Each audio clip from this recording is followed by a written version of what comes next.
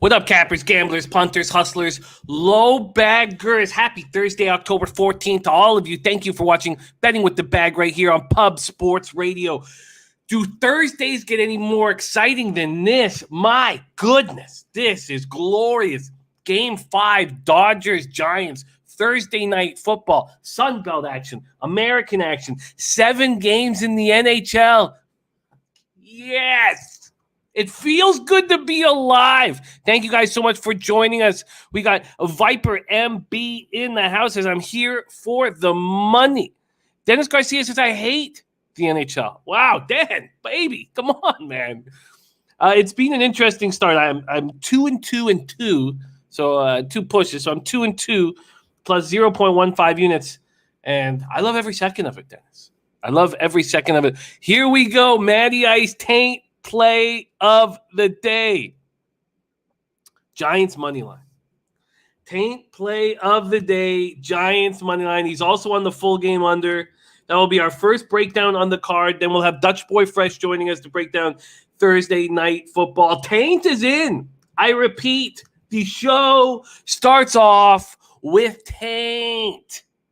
Sweet, sweet, buttery Taint.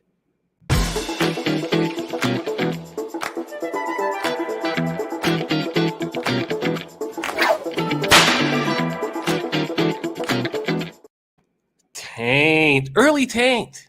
Sweet, sweet early Taint. There's Nate Dogg in the house. Max on record says Webb first 5. Giants first of 5. Sammy Calmer says, hey, everyone playing the Hurricanes.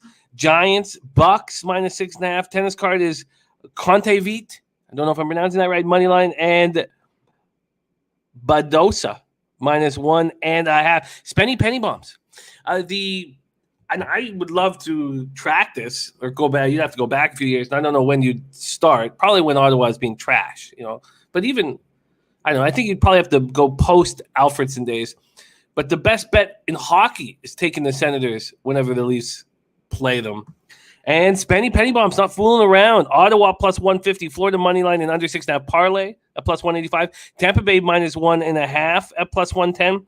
I'm not going to sit here. Look, I expect the Penguins to come crashing back to earth against the Panthers. But I'm not going to sit here and say the Stanley Cup champs are going to play angry. I don't know what the champs are going to do against Detroit. And I can't wait to break that game down.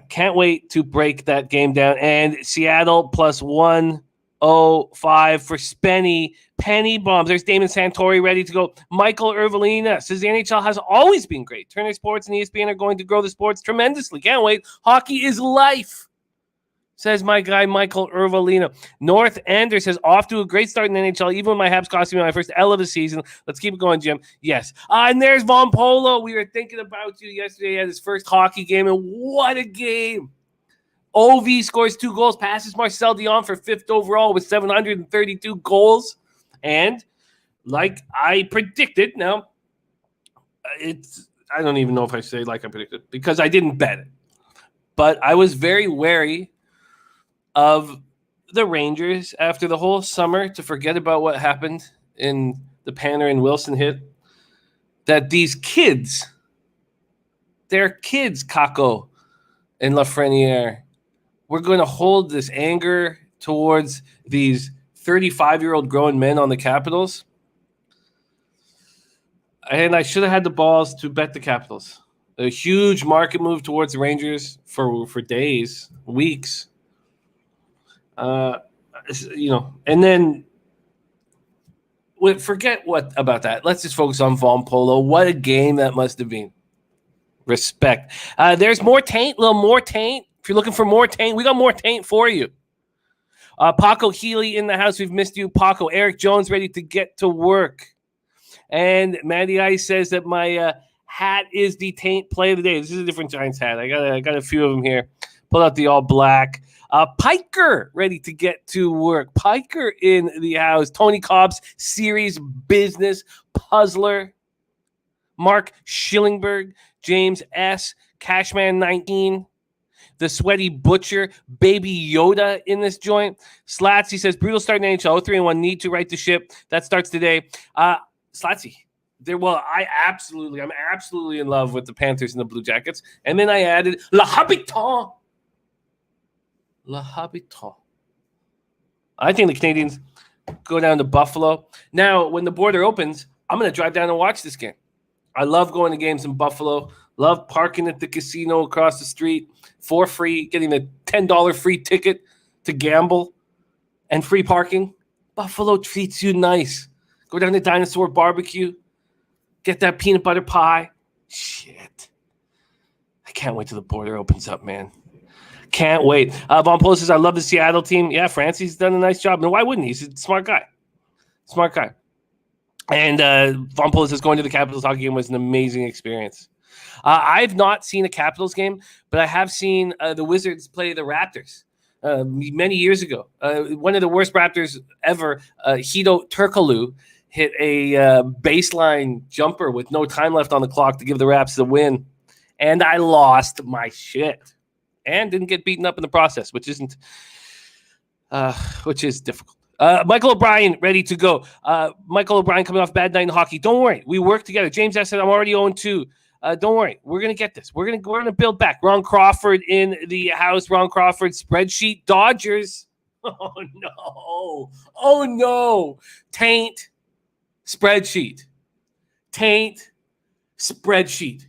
Going head to head. Taint spreadsheet. Who's your money on?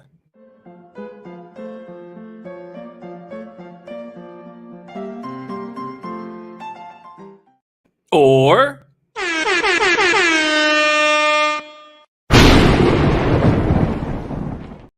taint spreadsheet.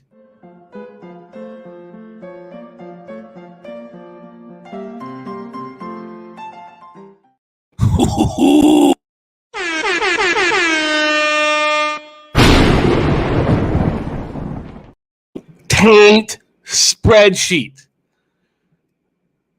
Ron Crawford, brutal regulation beat 2-0 with 8 minutes left. Yes, that was a loser. Oh, well, I pushed due to the shootout. God, I just love hockey being back. I also got to be on Razor Sharp Picks horse racing show last night, and Razor Sharp hit a $600 pick 5. The first 2 races, I only had $31 when I started the show. Got up to $260 in 2 races.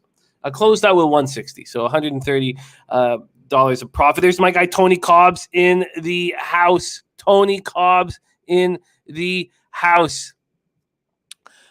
Oh man, this is going to be fun. Francis had Edmonton regulation yesterday. I think that, and look, we're all going to have different techniques, but when you have a team like the Edmonton Oilers, when you have a team that you know is the better team on a 3-on-3 in a shootout situation, that you take the -1 line to get the push if it goes to overtime or a shootout. So anytime you have a team that has, just more offensive capability than the opposition, I think you take the -1 line. And again, we have the -1 calculator handy. This was given to us by the great Ron Crawford. So here it is. I'll pop it in the chat right now. I do think that is beneficial.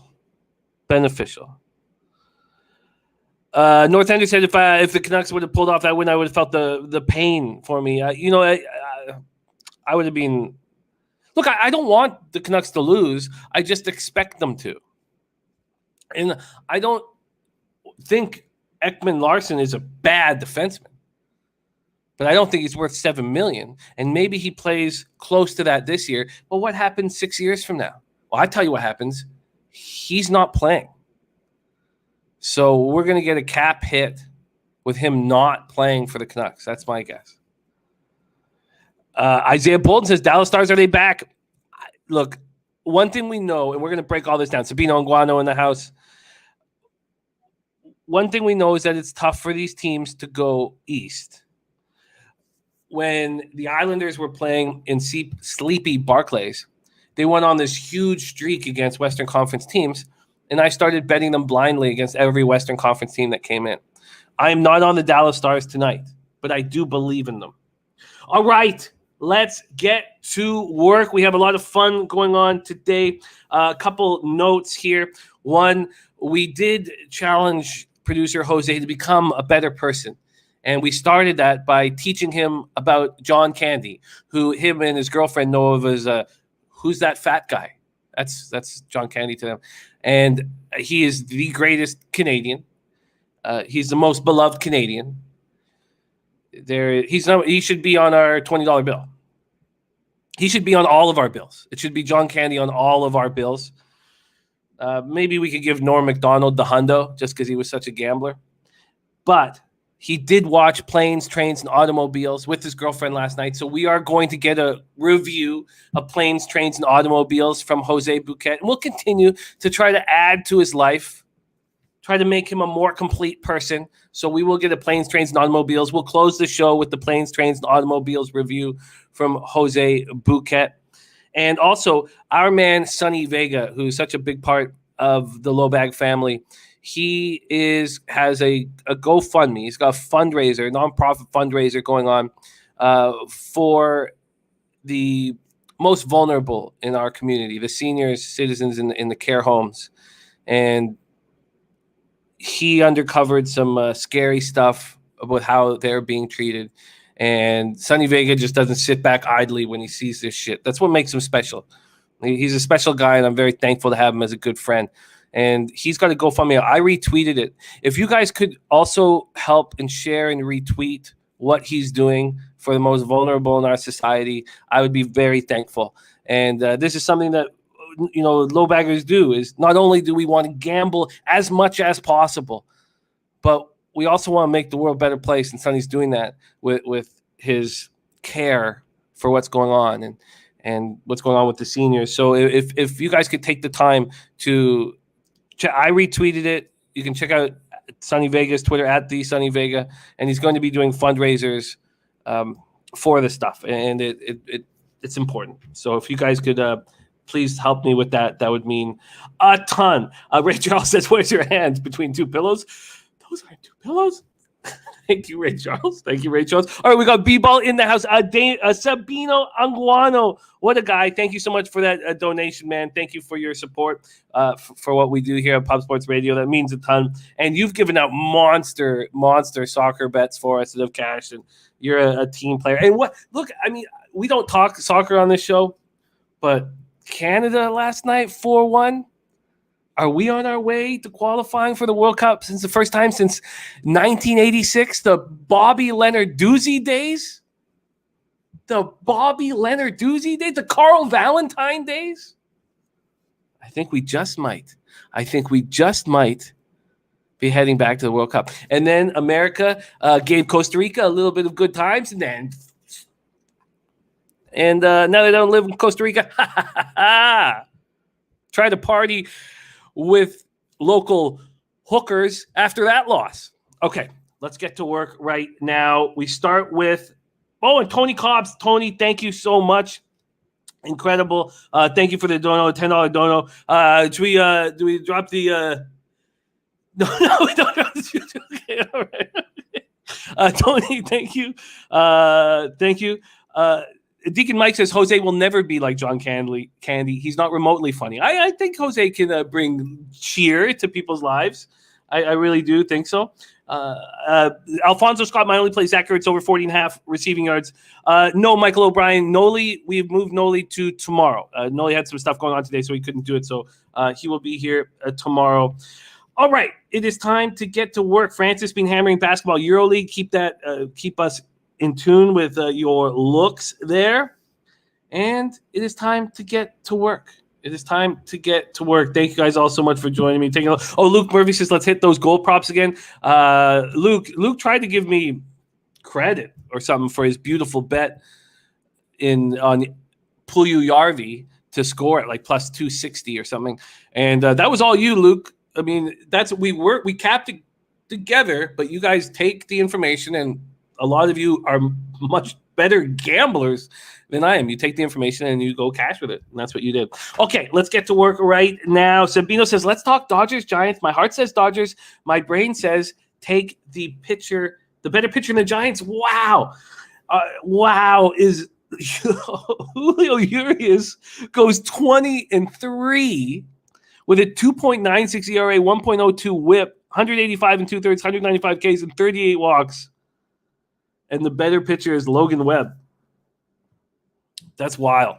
And I'm not saying you're wrong, but that is absolutely wild. Here we go. NLDS Game 5 series tied 2-2. Taint play of the day is on the Giants. Spreadsheet play of the day is on the Dodgers. 9:07 p.m. Eastern. 106-win team against 107-win team.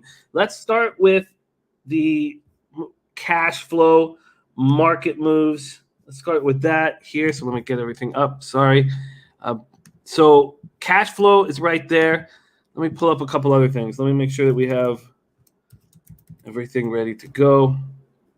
Here we go. So we'll start with the actual market move before we talk about where the cash lies. So let's do that first and foremost. That is the order of today's show: baseball, NFL, college football, and then we will go into NHL. Here we go. This total opened up at 6.5. Pinnacle opened it up at 6.5. Unbelievable. It's now at 7. God, opening it at 6.5. And from a money line perspective, the Dodgers opened up as -107 favorites. They're now -101. So there's been a full switch. The Giants opened up -101. They're now -107. Man, this is a big game. Let's move over to the cash flow in this spot. We have 8,990 tickets in. On the money line, 57% of the tickets on the Dodgers, 58% of cash on the Dodgers. And a short 6-cent move towards the Giants. Then we have 47% of tickets on the over and 67% of cash on the over. And Jason Folk says, I would consider Jose a blue chip prospect. He does get shelled on the regular and takes it extremely well. His entertainment value will skyrocket soon enough. And that sounds pretty good. Nate Dogg says, love the Giants today. Ross Pitts is on the Giants money line. All right. So let's then move over to the baseball data here and see what we are dealing with, and then we'll break everything else down. Here we go. From the weather, we have 64 Fahrenheit, 7 miles per hour out to right center. Goes down to 5 miles per hour. Clear, 64 Fahrenheit. And then let's move over to batter versus pitcher. But before we do batter versus pitcher, let's talk a little bit more about Julio Urias. His career in the postseason, 7-2, 3.91 ERA, 0.98 WHIP, 42 innings, 44 Ks, 10 walks. Now, that doesn't tell the full story. In his first career postseason appearance, he got crushed. He's been very good now for quite a while. He started game 2 of this series. He went 5 innings, 3 hits, 1 earned run, no homers, 1 walk, 5 Ks, and a 9-2 win in San Francisco. He faced these Giants 5 times in the regular season. May 23rd at San Francisco. 6 innings, 3 hits, 2 earned runs, 1 homer, 10 Ks, no walks, 11-5 win. Then he faced them again 6 days later. At home, 5 innings, 11 hits, 7 runs, 6 earned runs, 1 homer, 2 walks, 5 Ks. They hit him very hard after seeing him 6 days previously. Then he comes in and faces them in the same sort of situation, a back-to-back against the Giants. The first one was at home. He went 7 innings, 3 hits, 1 earned run. It was a homer, solo shot, 1 walk, 5 Ks, and a 4-2 loss. Faced him again 6 days later at San Francisco. 5 2/3, 6 hits, 1 earned run, no walks, 5 Ks. His final start against them before the playoffs was September 4th. He went 5 2/3, allowed 8 hits, 1 earned run, no walks, and 8 Ks. At Oracle this year, he's 2-0 with a 2.08 ERA, 17 1/3, no walks, and 23 strikeouts. Ooh-wee. This year at home, he was 7-1 with a 3.27 ERA, opponents hitting .218 against him. On the road, 13-2. With a 2.71 ERA, 219 opponent's batting average. There you go. There's Razor sharp picks in the house. Gave Razor a shout out off the top. Beautiful $600 casher at Charlestown. Thing of beauty, and I had so much fun hanging out with you. Nutful says, my book has Webb at over strikeouts 4.5 at -120. I don't normally like these props in these games, but Webb has full potential of going 6 or 7, and he struck out 10 last game. Now, the first thing I think of, and look, I've changed, but the very first thing I think of is trap. The books, why would they do that? Why in the world would they do that? You know, like, it brings me back to the Trey Sermon prop from last week. So 2 weeks ago, Sermon runs for 85 yards. Then on Sunday last week, his rushing prop was 23.5 yards. Well, why on earth would they have it so low after an 80-yard performance? They had to know something. Now, this is different. This is a different situation because clearly the books knew that Sermon wasn't going to be RB1 for whatever reason in that game on Sunday, and Sermon got 1 carry. So that's my first instinct is fear. And I guess that's what's happened to me now that I'm 42 years old and I've been in this business for a while. Fear. When something looks good, too good to be true, there's an Adam's apple. So I don't have the strikeout prop up yet, but that just scares me. It scares me immediately. It just scares me. BetMGM has it at 5.5 at +105. Let's go into Logan Webb now. We're going to go into Logan Webb right now. Eric Jones says Dodgers money line. The line is low because they want money on both sides, man. Don't drink the Kool-Aid. Dodgers money line all day. Y'all tripping. Sweaty Butcher says, I'd really like the Dodgers to win so my Braves can get that revenge, but I also wouldn't mind the Dodgers losing either. Okay. Sharpie says all the books have Webb at 5.5 at plus money. Says Sharpie. BetMGM's 5.5 at +105. On FanDuel, it's +128. Okay, let's move on to Logan Webb, and then we'll do the batter versus pitcher profiles. Logan Webb. This year, he was 11-3 with a 3.03 ERA, 1.11 WHIP, 148 in the third, 158 Ks, 36 walks. In Game 1, he was spectacular. 7 2/3, 5 hits, no earned runs, no walks, 10 Ks, and a 4-0 win. He faced these Dodgers 3 times. Once on May 29th, he looked good. 5 innings, 1 hit, 2 runs, 1 earned, no walks, 7 Ks. Then he had the same thing that Urias had to deal with, which was the back-to-back starts against the Dodgers, which is basically what's happening here. Well, it's not basically, it's what's happening here. On July 21st at Chavez Ravine, 5 innings, 3 hits, 2 runs, 2 earned runs, 1 homer, 3 walks, 5 Ks, 4-2 win. Faces them again 6 days later and is better. 6 innings, 3 hits, 1 earned run, 1 walk, 5 Ks, and a 2-1 win. There's Birdie in the house. Trawam says if Webb is touched in the first, how long does he last? Michael O'Brien says not a lot of advantages in the game. It could go either way. Sharpie's on the under 7. Says it's freezing cold, playoff atmosphere, 2 good bullpens, and pitchers should go 5 innings, 4 at-bats minimum, so lean first 5, under 3.5. What was the money again in the total? 49% on the over and 67% of the cash on the over. And now we're at the 9,154 tickets. People are betting this heavy. A gambler's first glance is in. A gambler's first glance is riding with Tank. Gambler's first glance. Giants money line.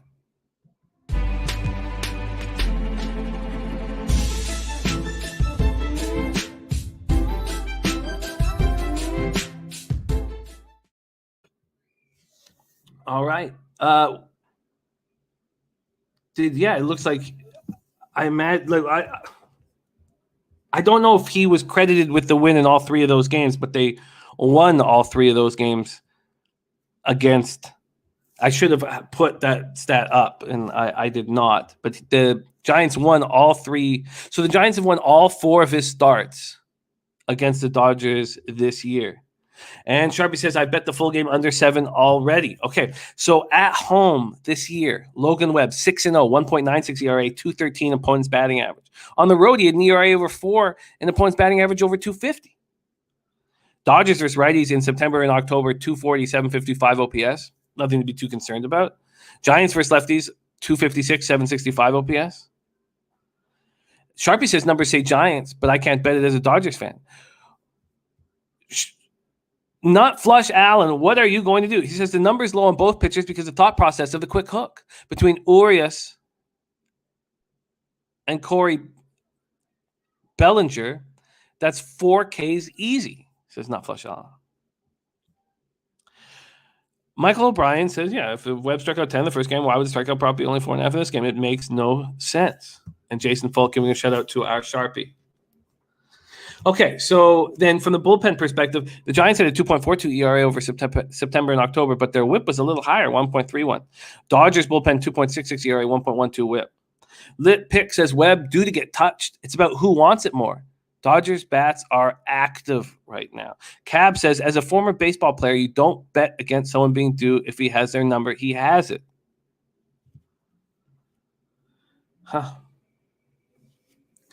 Games... What is that? Game 5 since 2015. How many overs? I just see the slash in the 5. Viper says, I'm on the under 3.5 first 5 Sharpie. Let's get it. Susan and Jared Vincent in the house said they will be using as many pitchers as possible. The Sweaty Butcher says too much do talk. Dom, see what you started. Okay, so let's move over to the baseball data here. Batter versus pitcher variety. And we have against Urias, they're hitting 269 with a 722 OPS. Buster Posey, what a difference he makes. 10 for 20 with 4 doubles. Slater, 7 for 19 with 3 doubles and a jack. Duggar, 2 for 4 with 2 singles. Chris Bryant, 4 for 16 with a jack. Yastrzemski, 4 for 20 with 2 doubles and a jack. Against Logan Webb, 208 with a 593 OPS. He just gets these guys out. So the first thing you want to look at what do the big bats do against them? So my first instinct is, what does Trey Turner do against them? 0 for 5. What does the table center do? Trey Turner. I was looking at Trey Turner. Trey Turner is the table setter, 0 for 5. So the table setter is 0 for 5. Bellinger, will he even be in the lineup? 3 for 16. Pollock, 1 for 8. Seager, 2 for 10. Justin Turner, that's the person I was trying to find. 3 for 10 with 3 doubles. Just feels like when there is an important game, Justin Turner just steps up. But it's not like the Giants don't have guys like that. We've already talked about Buster Posey. Cashman says Giants right-handed hitting lineup is nasty. Hoops 590 says, why are Game 5 trending over?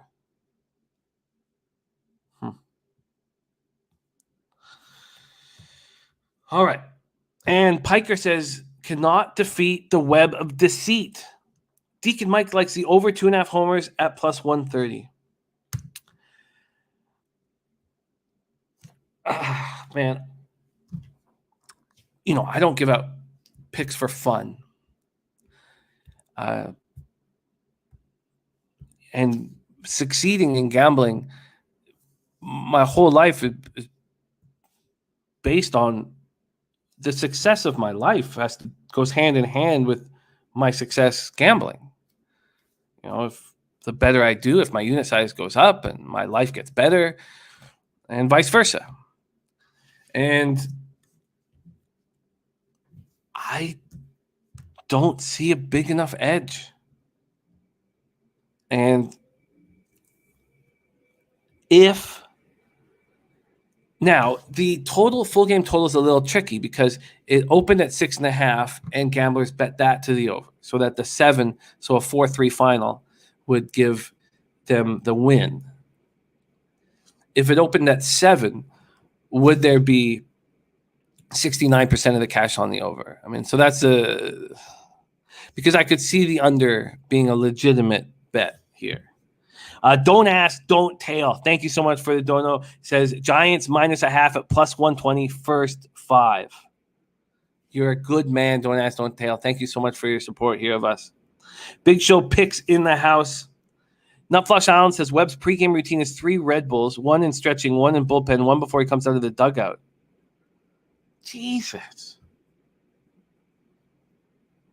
That's... Deacon Mike says, at this stage of my life, my unit size is shrinking. Yes, but your balls are hanging lower, which should count for something, Deacon. Piker says there's 0 edge. Take the home team. Everyone rooting for. Let's move on. I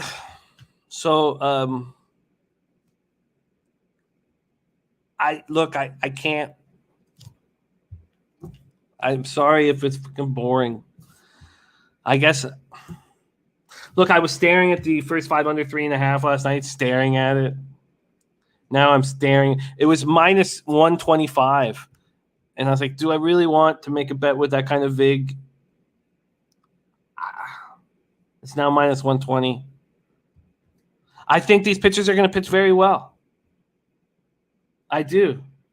So if that's the case, and it's all hands on deck, and it's cold, and it's playoff baseball, you would think that the under 7 is the spot. So Dommy Gunn says you have all day to bet this.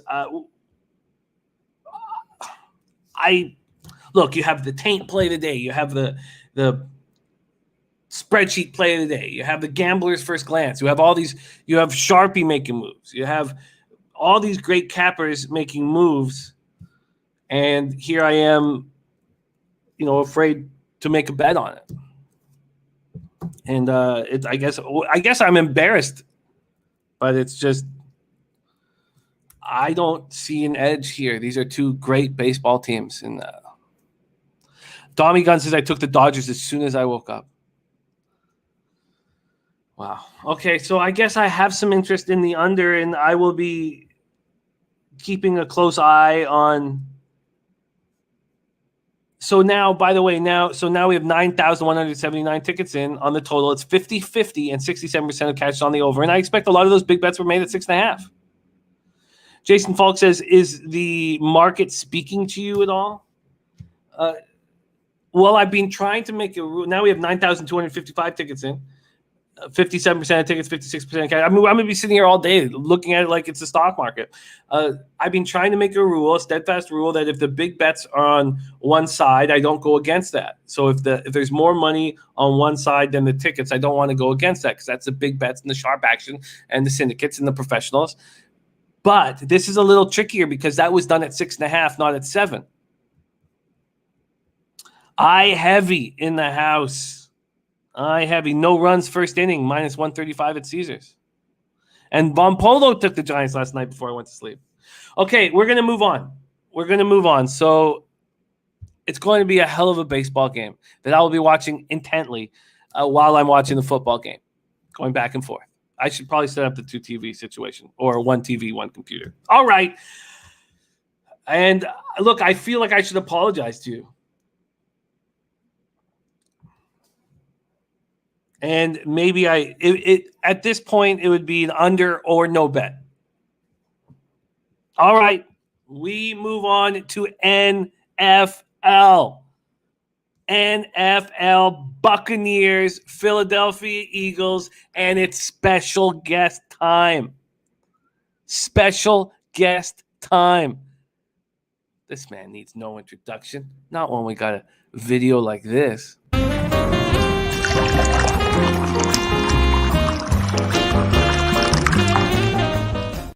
Please welcome to the show, Dutch Boy Fresh in the house. Dutchy, what's happening?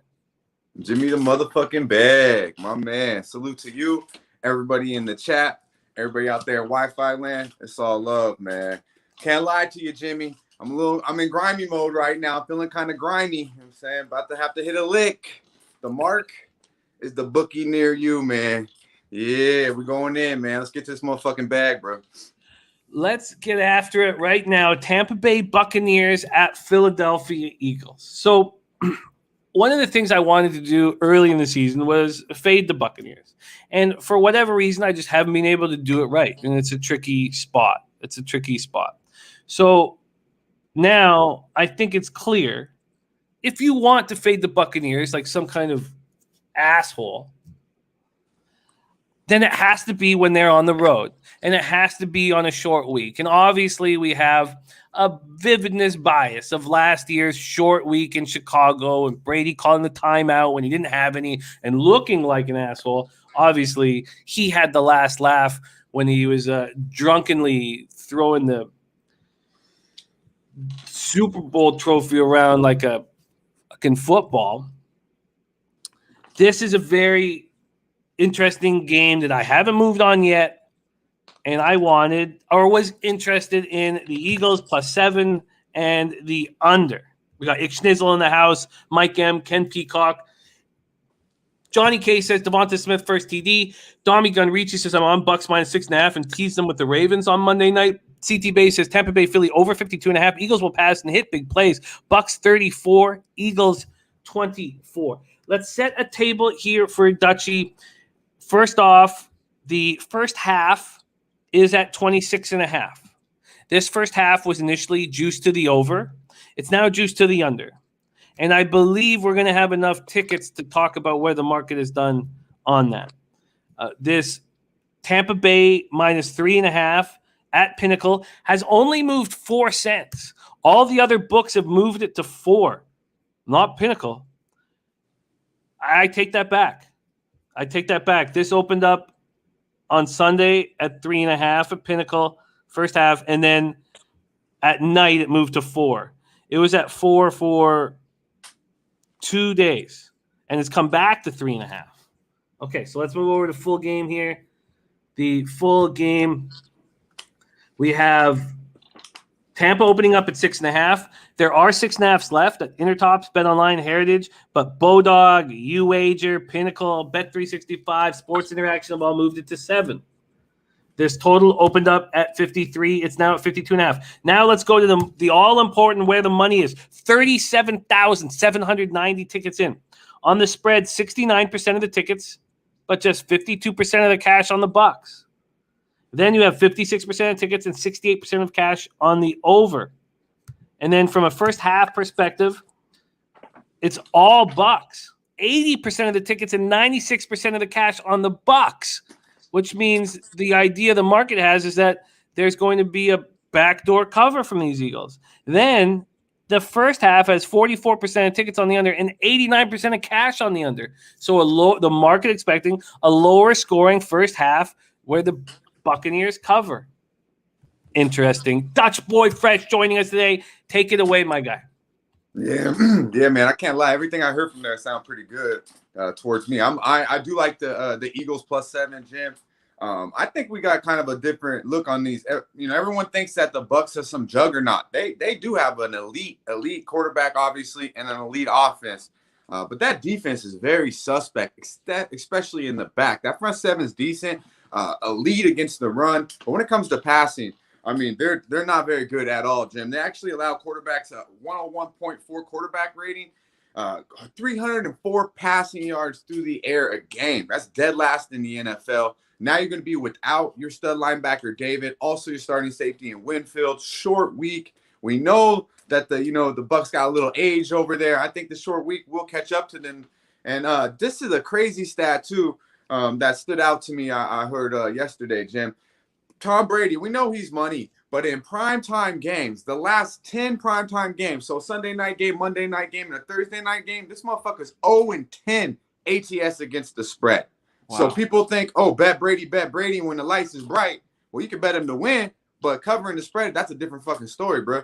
0-10 ATS, that standed out to me big time. Also, on the other side of that, take this for what you will, but the Eagles have won their last 7 games on Thursday night, all the way back to 2013. 7-0 their last 7 games on Thursday night, straight up. The Eagles play good on Thursday Night Football. I guess that's what you could say. But those two stood out to me. Also, when we look at the Bucks, I touched on them. I don't believe they're as elite as everyone thinks, especially on the road. They're actually 0-2 ATS on the road. Got pummeled by the Rams. I mean, the Rams are obviously one of the elite teams in the league, but did not look good in LA. Didn't look too good in New England. The big hype, -7. They barely got out of there with a 2-point win. So they're 0-2 on the road ATS. Now, on the other side, we look at Philly. They're also 0-2 at home this year, but they played the 49ers when they were healthier week 2, and then also KC coming off a loss came in there and actually put up a lot of offensive numbers, just couldn't stop a fucking nosebleed. But I definitely think the value here and simply the play is the Eagles +7. I think they'll have a close game. I know a lot of sharps that I fuck with are on the Bucks first quarter. They really like that play. I'm not too much of a first quarter guy. I'm not mad at the first half plays on the Bucks, but overall I believe this will be a closer game, a lower scoring game in my opinion. I'm not going to bet the under because I don't need that shit for my health. I smoke enough weed already, but I do believe the under is a live look. But +7, I really like that look, Jim. So do I. Another important part of this is that the Eagles are number 3 against the pass. Yeah, Darius Slay is reinvigorated. To just follow up on that, Jim, the reason why I didn't bring up too much about them passing yards from the Eagles because they got Mahomes and Dak did fucking put up crazy numbers against them, but the other 3, Darnold and the other 2 cats, they put up great numbers, but against 2 elite offenses, what Tampa is, I mean, they gave up a lot of passing yards. That's why I'm hesitant to fire on that under. Everybody in the chat here, DX Filer in the house, great to see you. Everybody in the chat is on the over here, of some kind. Like even Jeffrey Blues on Eagles team total over. Sweaty Butcher on Tampa Bay, Philadelphia over. And at this point, it's one of those situations that I'm trying not to do. I'm trying not to, when I see I guess if I was going to take an under, I guess I would have to take a first half under. Because if you think that the Eagles can cover this game, which is something that I think as well, then the Bucks could be playing from behind at some point. And if they do, they're going to air it all out. If you want the full game under, you need the Bucks to be up big and them just to run the ball, kill the clock. CT Bay says Slay could cover Evans. Who's going to stop Godwin, AB, and Fournette? Well, Godwin's banged up. I mean, he's playing through knee and ankle injuries. He's still playing well. 7 catches, 70 yards last out. Evans had a 6-catch, 113-yard, 2-touchdown day. Antonio Brown, 7 catches for 124 yards and 2 touchdowns. But, and there's a big but, that was all at home. And on the road, it could be a different story. Do I make the Eagles +7 an official Dutch Boy Fresh look? Yes, sir. Absolutely. We're flying with the Eagles tonight. The Bucks, they're 2-3 ATS on the season. Their 2 wins are against last week, obviously against Miami and Atlanta. Those are the only 2 games that they've covered. And obviously they want now. They are 0-4-1 ATS in their last 5, Jim, against the NFC East. We know they barely beat Dallas. So, I mean, take that for what you want. But I do believe the Eagles are a clean play, and they will be live for this game come fourth quarter. Well, I also agree with North Ender saying wait for the public to bet it up. I'm not going to make that mistake again in a Buccaneers game for the rest of the season. If I want to fade the Buccaneers, I'm going to wait until 15 minutes before kickoff and see what I get then, or 20 minutes, 30 minutes, before kickoff. Dutchie, I know that you take very close looks at player props in this spot. We have Goddard expected not to play. Has he been officially ruled out now with COVID? Because he's vaccinated. I believe so. Yeah. He's being ruled out. Okay. Yeah. Goddard. So Goddard will not be there. Jason Folk says, can we get the cash tickets on this one more time? Absolutely, Jason. I'll do that. I will close with that one more time. Is there anybody that you are looking at? And we know that Lane Johnson's going to be out again this week. There's 3 weeks in a row for Lane Johnson. Is there anything that you are looking at here in a player prop market? I do have 2 props I locked in. I've been running a little bit bad on these props, especially on the wide receiver tight end props. So I'm gonna stay away from that. If you guys want an action on a wide receiver prop or anything, I do expect AB to have some. He's really finding his stride. But when I look at Philly, I look at Devontae Smith. He's averaging. He's got 17 targets the last 2 games, 14 catches. So he's having 7 catches last 2. He's got 200 yards in that span. And he's really, I mean, if you could look, Jalen Hurts is just comfortable with the guy. I'm a big Devontae Smith fan. I think he can run every route. He can separate. As long as Jalen Hurts can put the ball on the money, I don't see how he doesn't get over 71.5. Not official here, but I definitely think that's a play that could be a winner for sure. But for my official plays, Jim, I got 2. One is the freshest look. I'll save that last. I don't fuck that up this time. But I am on Leonard Fournette over 61.5 rushing yards, minus 115. I believe it's up to 62.5 now. I endorse it all the way up to 65. This is more of a popular prop. I've actually seen a little bit of cast on it that we fuck with. Shout out to our guy Sharpie. Seeing that he's on it. I believe Danny, little Mr. TikTok, is on that shit too as well. 61.5. I really like this look. Fournette's finding his stride. Also, we're looking at Ronald Jones over 15.5, over 16.5. I endorse that look as well. The only thing that I hesitate on that is his actual overall touches. He only is getting 5 touches a game, but he is averaging 3.8 yards a carry. So if he gets his touches, he should get over the 15.5, 16. But I'm going to lock in Leonard Fournette. Last 2 games, he's averaging 16 carries a game, averaging 79 yards a game, over 5 yards a carry. If you're watching the Bucs, they want to get Leonard involved. I know that they are a pass-dominant team. They run the ball less, probably almost as fucking less as the Philadelphia Eagles do. But I believe in a short week, they want to get this game over with. And that's why I also look for the under, Jim, because I believe Tampa's going to run the fucking ball down their throat. Ronald Jones, Fournette, and fucking even bring Bernard if they have to. I simply believe that they can run this game for run the ball all 4 quarters and get out with a W. I don't think there'll be a cover, but I do think that the Bucs game plan will be simply running it down, the Eagles' throat. I mean, the Eagles are 30th in rush. They just can't stop fucking anybody. Now, here's just quick what they've seen the last 3 games, what the Eagles have faced. Now, last week they faced the Panthers without C-Mac. Hubert went for 24 carries. Your boy there from Canada went for 24, 101, 4.2 yards a tuck. Now, Edwards-Helaire, the week before that against KC, 14 carries, 102, 7.3 yards a tuck. In the same game, Darrell Williams went 10 for 42, 4.2 yards a tuck. The week before that, Zeke Elliott went 17 carries for 95 yards, 5.6 a tuck. In the same game, Pollard had 11 carries, 60 yards, 5.5 a tuck. These guys just give up fucking yards to anybody. So you're going to tell me Leonard Fournette, that big motherfucker, ain't going to come in there? As long as he gets his touches, which I need 16, he's easily getting 70-plus rushing yards, over 61.5. Easy money, Jim.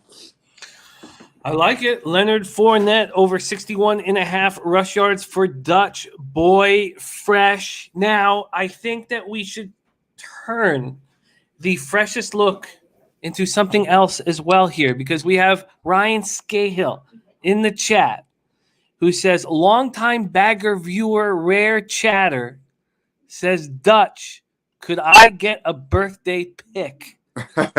Ain't that for Peter Loshak, though, bro? Not today. Not today. Okay. The pressure is on. First off, happy birthday, Ryan. Thank you so much for your support. Thank you for letting us know that it's a big day for you. So happy birthday, my man. Thank you for rolling with us. And we will tie your birthday pick into this right here.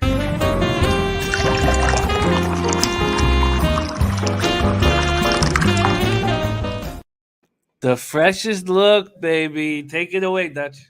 Yeah, man. You know I got to take care of my Libras, the freshest look. And who's better to bet on than motherfucking Tommy B, Ryan? You know what I'm saying? Happy birthday to you. And it's going to be the cash, my man. The freshest look might hit y'all a little cricket this one, but we're going to Tommy B over 1.5 rushing yards, minus 110, Jim. That's right. Little Tommy B going to scatter back and get us at least 2 of them. All we need is 2.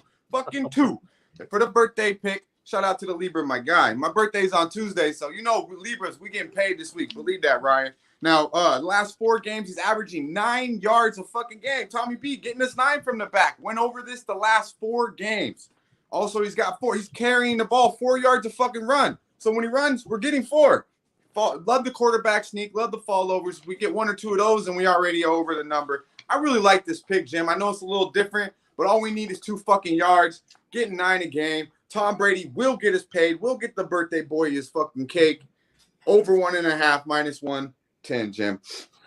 Now, this is a wild and exciting bet. This will also may require the Eagles to have the ball last. Because if the Bucks have the ball last, the last thing I would like, is for you to be sitting at 5 yards. Oh, the kneel down? Yeah. Oh, don't put that on me, bro. Come on, man. Don't do that to the birthday boy. That's not fucking happening, Ryan. All right, he's getting 10+ yards, easy fucking money. Probably by the second drive, he's gonna have 4 fucking rushing yards, and we're good to go. Don't worry about the knee downs or the kneel downs. Hopefully, the fucking Eagles are, I believe this game is gonna be super close, Jim. I really do. I think the 7 is a lovely play. I was this close to making it the freshest look, but I really like this Tom Brady play, man. He had 14 yards last week. I'm telling you, he's been going over this number, so I really like this look, Tim. I really like this look, Jim. I love it. You're getting a lot of love from the chat. Eric Rosa says, "Does he lose yards if the kneel?" Yes. I did not jinx it. We got all. No, he didn't jinx that shit. And I don't believe in jinxing in any of that stuff. Anyways, I don't believe in that shit. He just Dutch. Look, North Ender saying Dutch energy is fire. You absolutely are. You are so much fun. So much fun to have on the show. I came without the plane today. I know I didn't bring the smoke because I got a busy day ahead of me, Jim. I got to hit that pre-workout and go blast these shoulders, and that strength might have put a little hesitant into that. Might have made me a little lackadaisical. So no plane today, but I had to come through, bring the goods, man. Let's get back on track. Last couple shows haven't been my best, to be honest. So I didn't deserve to bring a plane on this motherfucker anyway. But next week we'll have a plane ready to rock and roll because we're going 3-0, freshest look cash. And we see you motherfuckers at the window, like my guy Doc would say. Dutch Boy Fresh can be seen here every Thursday to help us break down Thursday night football, and we love having him on the show. I'm going to review his action in a second, but we had someone ask if I could just review the tickets here. So at this point, we have now 38,522 tickets on this game. 69% of the tickets are on the Buccaneers. 52% of the cash. So that fits in perfect. For an Eagles bet for me. What doesn't fit in perfect is the under because you have 46% of tickets on the under, just 32% of cash. So the bigger bets are coming in on the over. And that alone will keep me off the under. But remember that the big bets on the first half are on the under. So I could easily just move that to a first half bet if I so please. I don't think I'm going to, though. But it lines up perfectly for an Eagles spot for me. A review of Dutch's action. He is on the Eagles +7. Fournette over 61.5 rush yards. And Ryan Scahill birthday pick. And the freshest look is Brady over 1.5 rush yards. There you have it. Follow our guy, Dutchy, at Dutch Boy Fresh. Dutch, any last words before you go get bigger, stronger, faster, taller? Yeah, man. Got to get bigger, stronger to beat these fucking books, bro. Hey, nothing but love for the chat. Y'all real appreciate you. Be sure to hit that motherfucking like button. I know Jimmy don't say it, so I'm going to say it. Hit the motherfucking like button if you want the motherfucking bag. Yeah, man. You know what we're about to do. Hit him straight over the motherfucking head. Y'all stay fresh. There he is, Dutch Boy Fresh in the house. Deacon Mike says, forget the picks. I need Dutch to give me some fashion tips.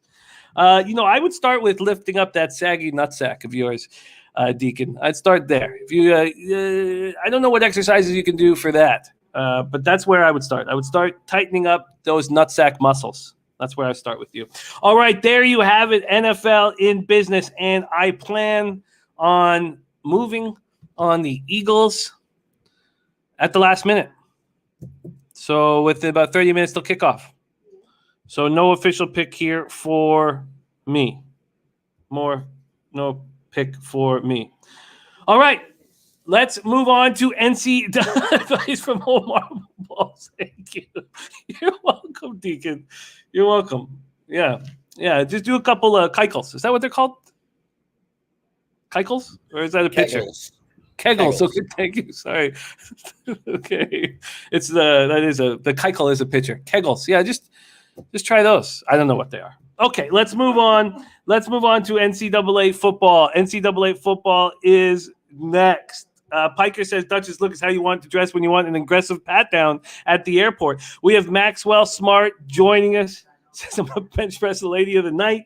And Mo says, of course, Jose knows. Look, he's 24. The guy, remember when you were 24 and you were banging all the time?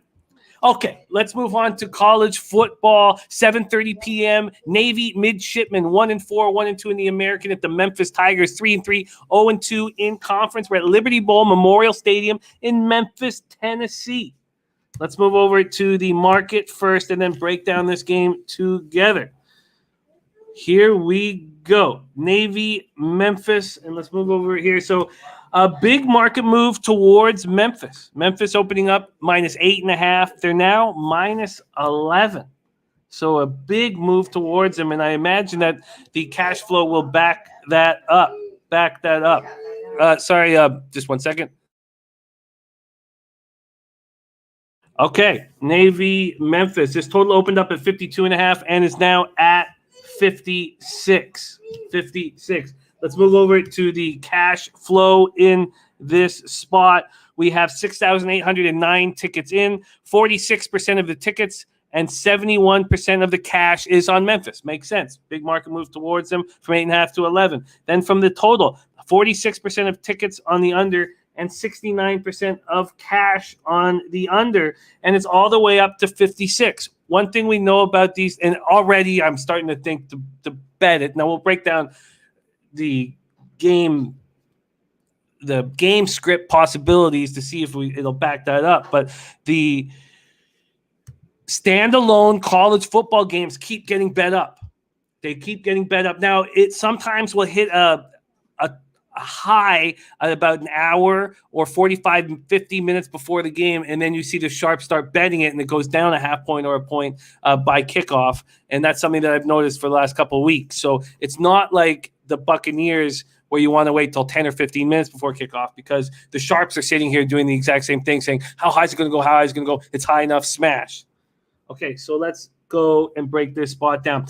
Navy started the year with 2 ugly home losses. 49-7 to Marshall as 3-point dogs. That was a strange game because they were only outgained by 66 yards, but they got smashed.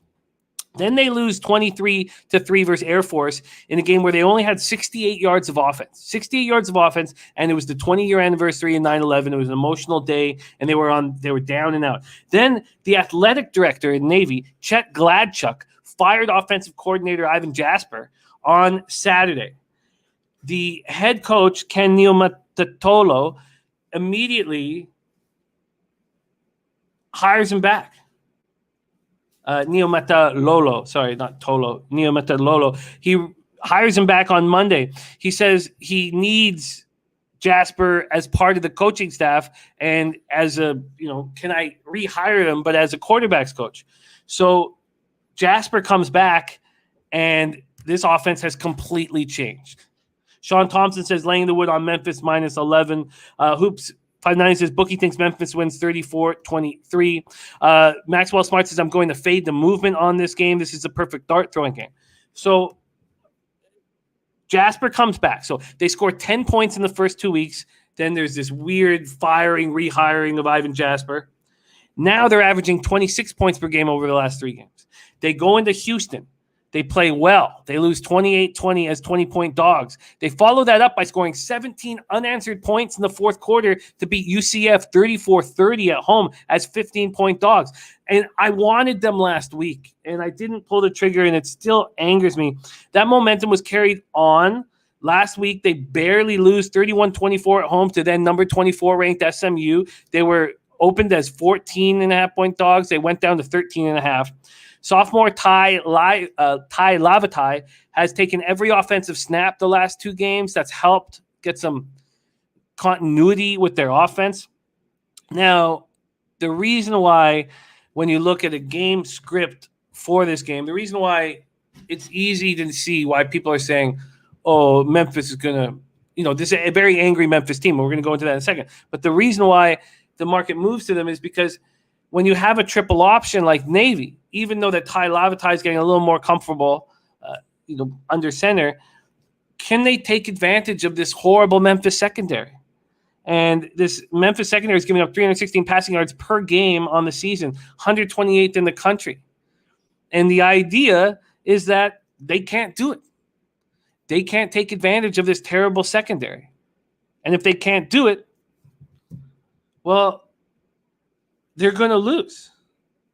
So Dennis Trusty in the house.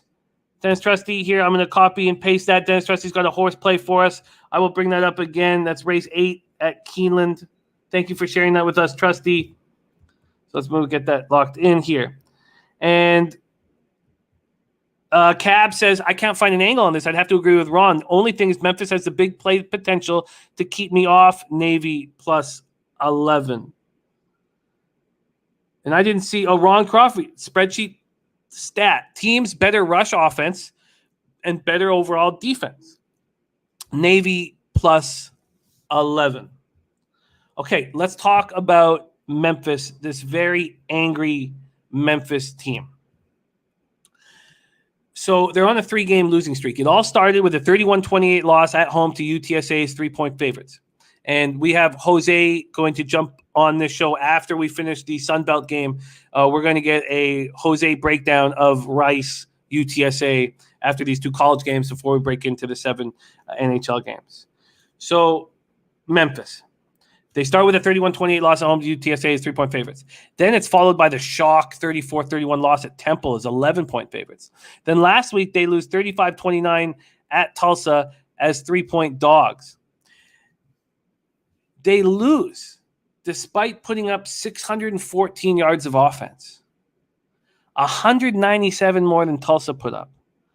Quarterback Seth Hennigan, 463 yards, 2 touchdowns. He's turning the ball over a ton. Turnovers have affected Memphis badly all year. They are 121st in the country with a -7 turnover margin. They have 5 fumbles during the 3-game slide. And this midshipman defense is good. They're 57th nationally in total defense, and they're allowing just 3.55 yards per carry. So the question you have to ask yourself when you have a stat like Ron's with team with the better rush offense and better overall defense, take Navy at plus 11. And then when you see a team like Tulsa being able to get out yarded by almost 200 yards and still win because they can take advantage of this weak secondary whenever they need to. If a team can't do that, do you still want to back them? That's the question. And Slatsy says Brady Kachuk signs for 7 years and $57.5 million.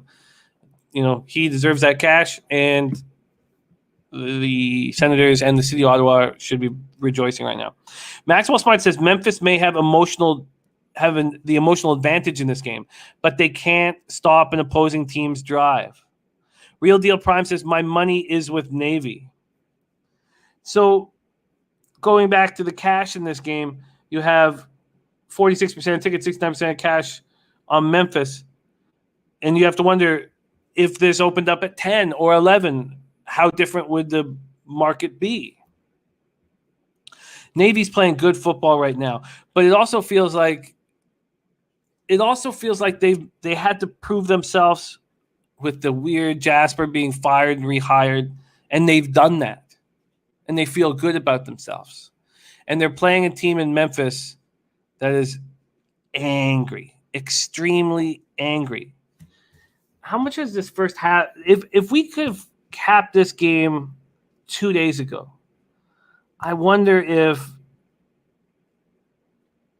we'd be sitting here with a first half Memphis already in our pockets. It opened up at 4.5. It's now at 6.5. You have to think this angry Memphis team comes out heavy, but Topset says Navy first half feels like the edge. Sean Thompson says, everyone going to be on Navy, not going against this move. I think Memphis big.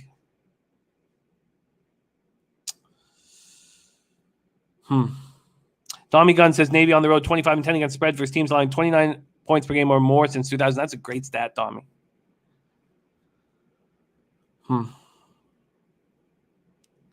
A Real Deal Prime says, a little play action could be huge. I mean, we've been saying that with the triple option for years. I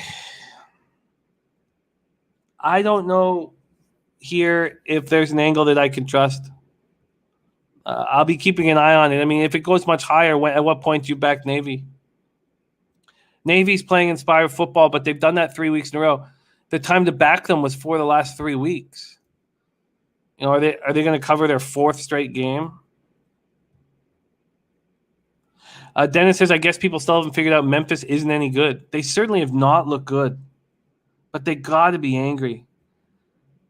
And they barely lose to UTSA. Is UTSA a good football team? Probably. They lose 35-29 at Tulsa. That loss at Temple was shocking. So now they've lost 2 weeks in a row on the road. Sean Thompson says Memphis isn't good, but neither is Navy.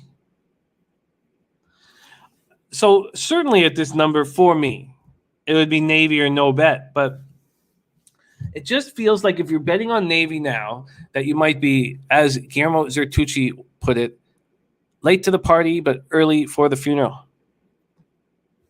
Dom Regis says Navy 25-14 on the road as +7 or more. Look, they're playing with a ton of heart. So at this point, it'll be Navy or no bet.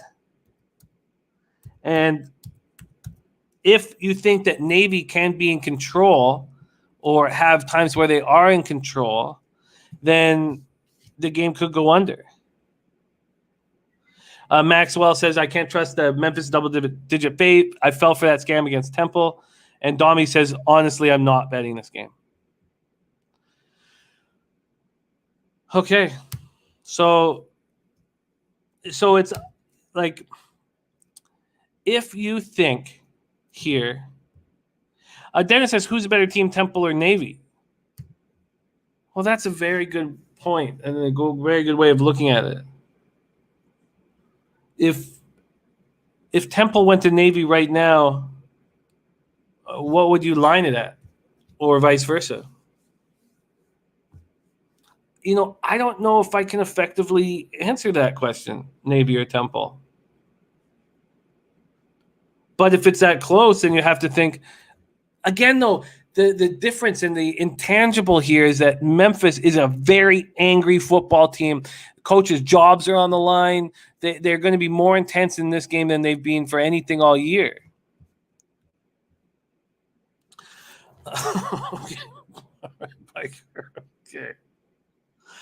Okay. And Max says Navy's the better team. Well, if Navy's, but it's just that it's that one intangible that makes me uncomfortable with Memphis. Okay, it's Navy or no bet, and at this point, it's no bet. Jason Folk says, from that perspective, it would be Navy -6.5 or -7 line over Temple. Ken Peacock says you can count on discipline when betting the military schools, for sure. Puzzler saying Navy's much better now than the first few weeks, no doubt about it. Dennis Doron says, basically, the football game is as confusing as my last relationship.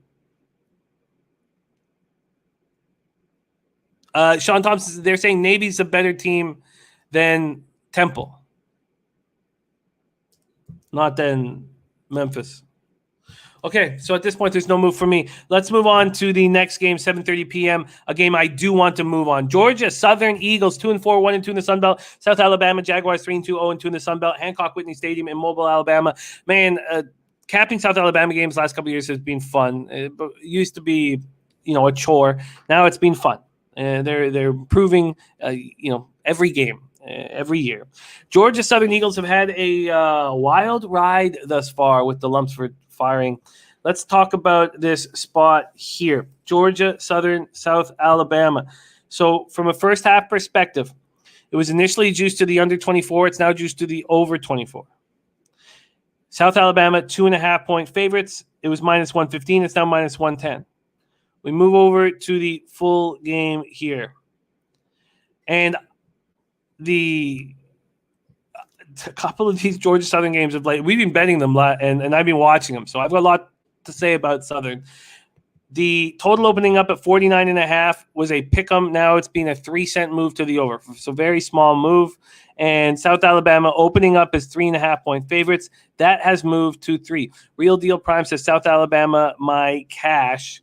And Arthur Meade Jr. says Georgia Southern over the total. And Real Deal Prime saying Navy is worth the dog bet. And Hoops59 says, I got killed in that App State game in the Sun Belt. But he's on a 6-0 basketball streak in Europe. I love it. Okay, so let's talk about this. So Georgia Southern season changed when they fired Chad Lunsford.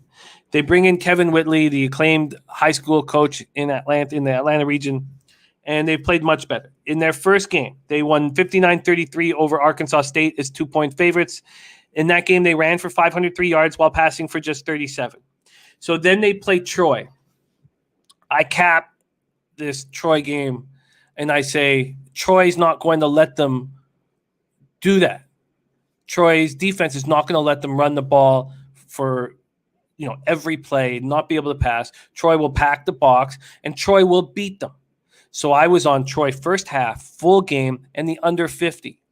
The score was 23-3 with 6 or 7 minutes left in the third quarter, and I legitimately was sitting there going, and this happens so often. I know you guys felt this too in sports handicapping. I capped this game perfectly, absolutely perfect. I knew exactly what was going to happen, and then it happens. But Kevin Whitley turns it around, and with Justin Tomlin starts throwing the ball, gaining momentum, and Troy all of a sudden looks awful. It's 24-3. And the final score is 27-24, and Troy needs a last-second field goal to win. 27-24, I lose the under. I lose the full game 5.5 and only cash that first half, and I was livid, but it showed that Georgia Southern is a team that's going to continue to improve and that Whitley is doing a nice job coaching. So Tomlin goes 15-22 for 210 yards, but he also throws 3 interceptions. He's completed just 49.4% of his passes, and there's 4 other guys that can take snaps on this team. But he was in there when it counted, and he moved the ball when they needed them to. So I expect they're going to keep that continuity and have him starting and rolling. The Eagles have rushed for 253.3 rushing yards per game. That's 7th in the country, but obviously that 500 yards kind of skews that a little bit. They have 6 players with at least 100 yards on the ground. They're rolling. Logan Wright, 481 yards on 66 carries, 7.29 yards per carry. So you have to ask yourself, can South Alabama, and Ron Crawford says the only plays over 49.5, can South Alabama stop that? They've lost 2 very tight games in a row. 2 weeks ago, they lost 2018 at home to the Louisiana Raging Cajuns as 12-point dogs before a tough and heartbreaking 33-31 overtime loss at Texas State as 4-point favorites. The Jags have Jalen Tolbert. He's expected to be a high NFL draft pick, a very dangerous wide receiver. He leads the Sun Belt, 108.8 receiving yards per game. And Jake Bentley. So one of those guys sort of like Bryce, who's now in his 3rd school. He started his career at South Carolina, and he's transferred in from Utah, completing 66.8% of his passes, 1,116 yards, 4 touchdowns with 2 picks.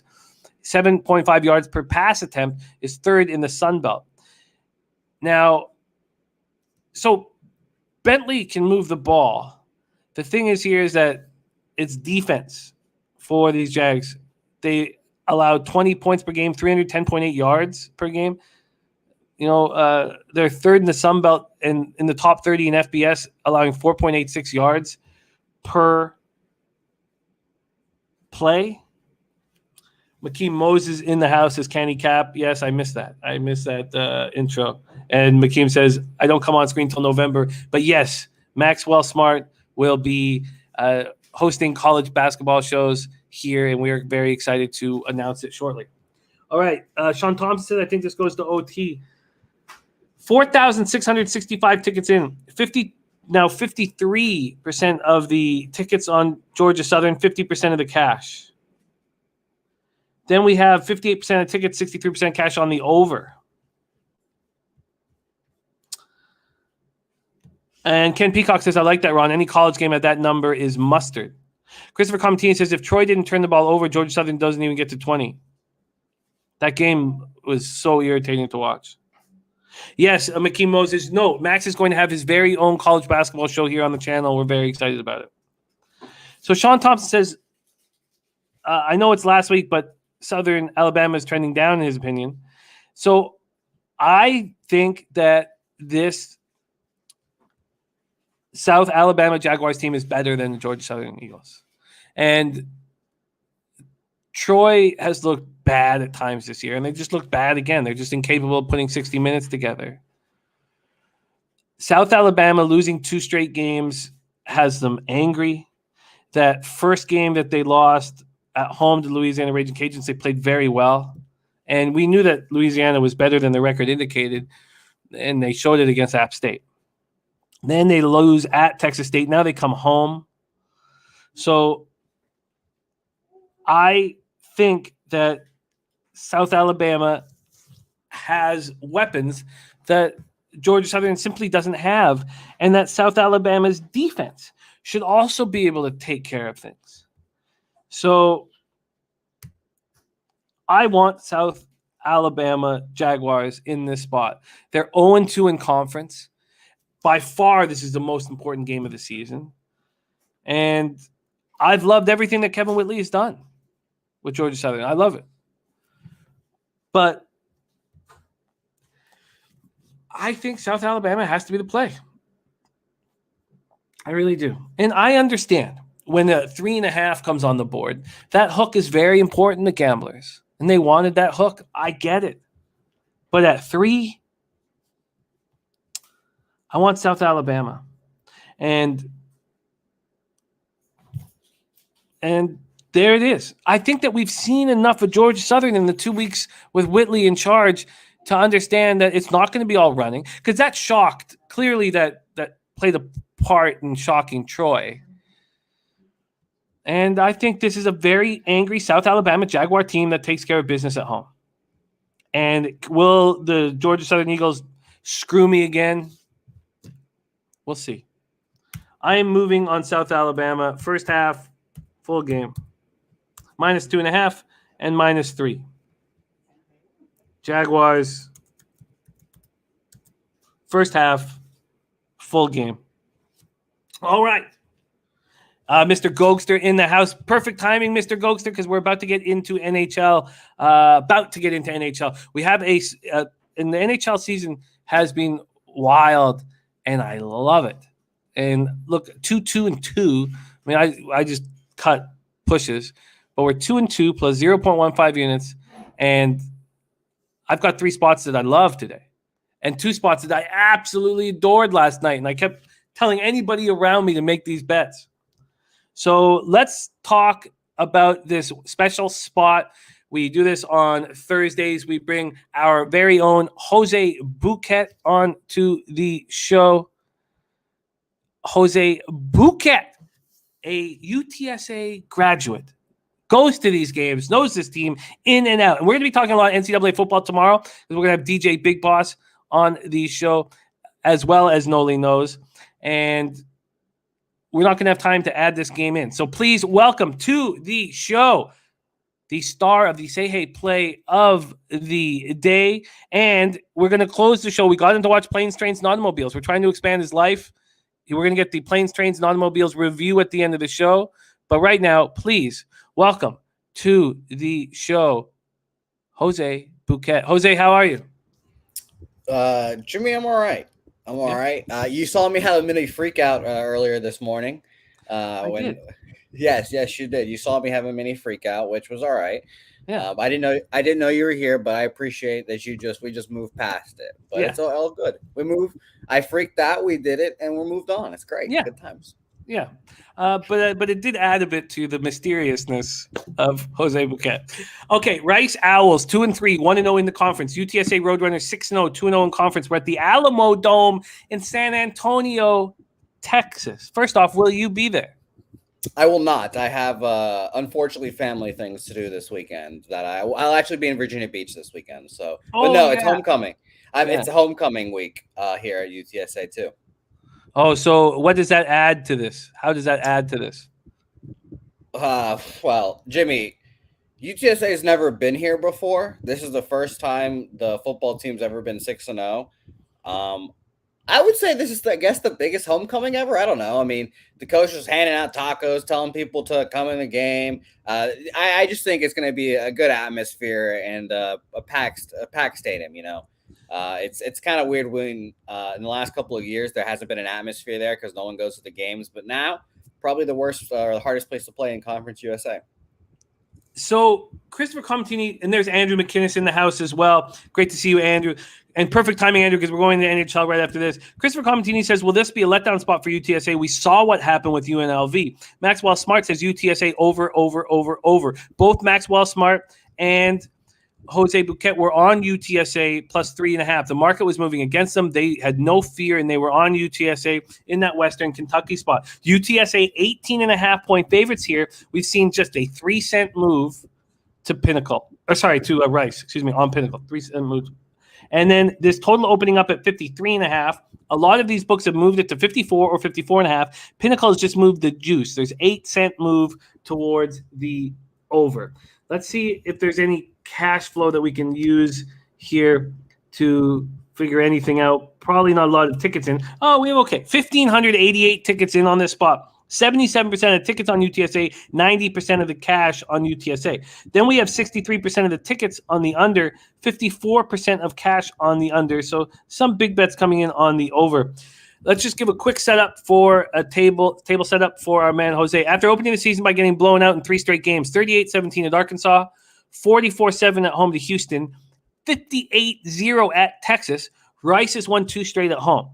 Now, the first one was ugly. They went 48-34 over Texas Southern. Lowly. They were 37-point favorites, and they won by 14. But the last game was their best game of the year. They win 24-19 over Southern Miss as 1-point favorites. Senior quarterback Jake Constantine has looked good in the last 2 games.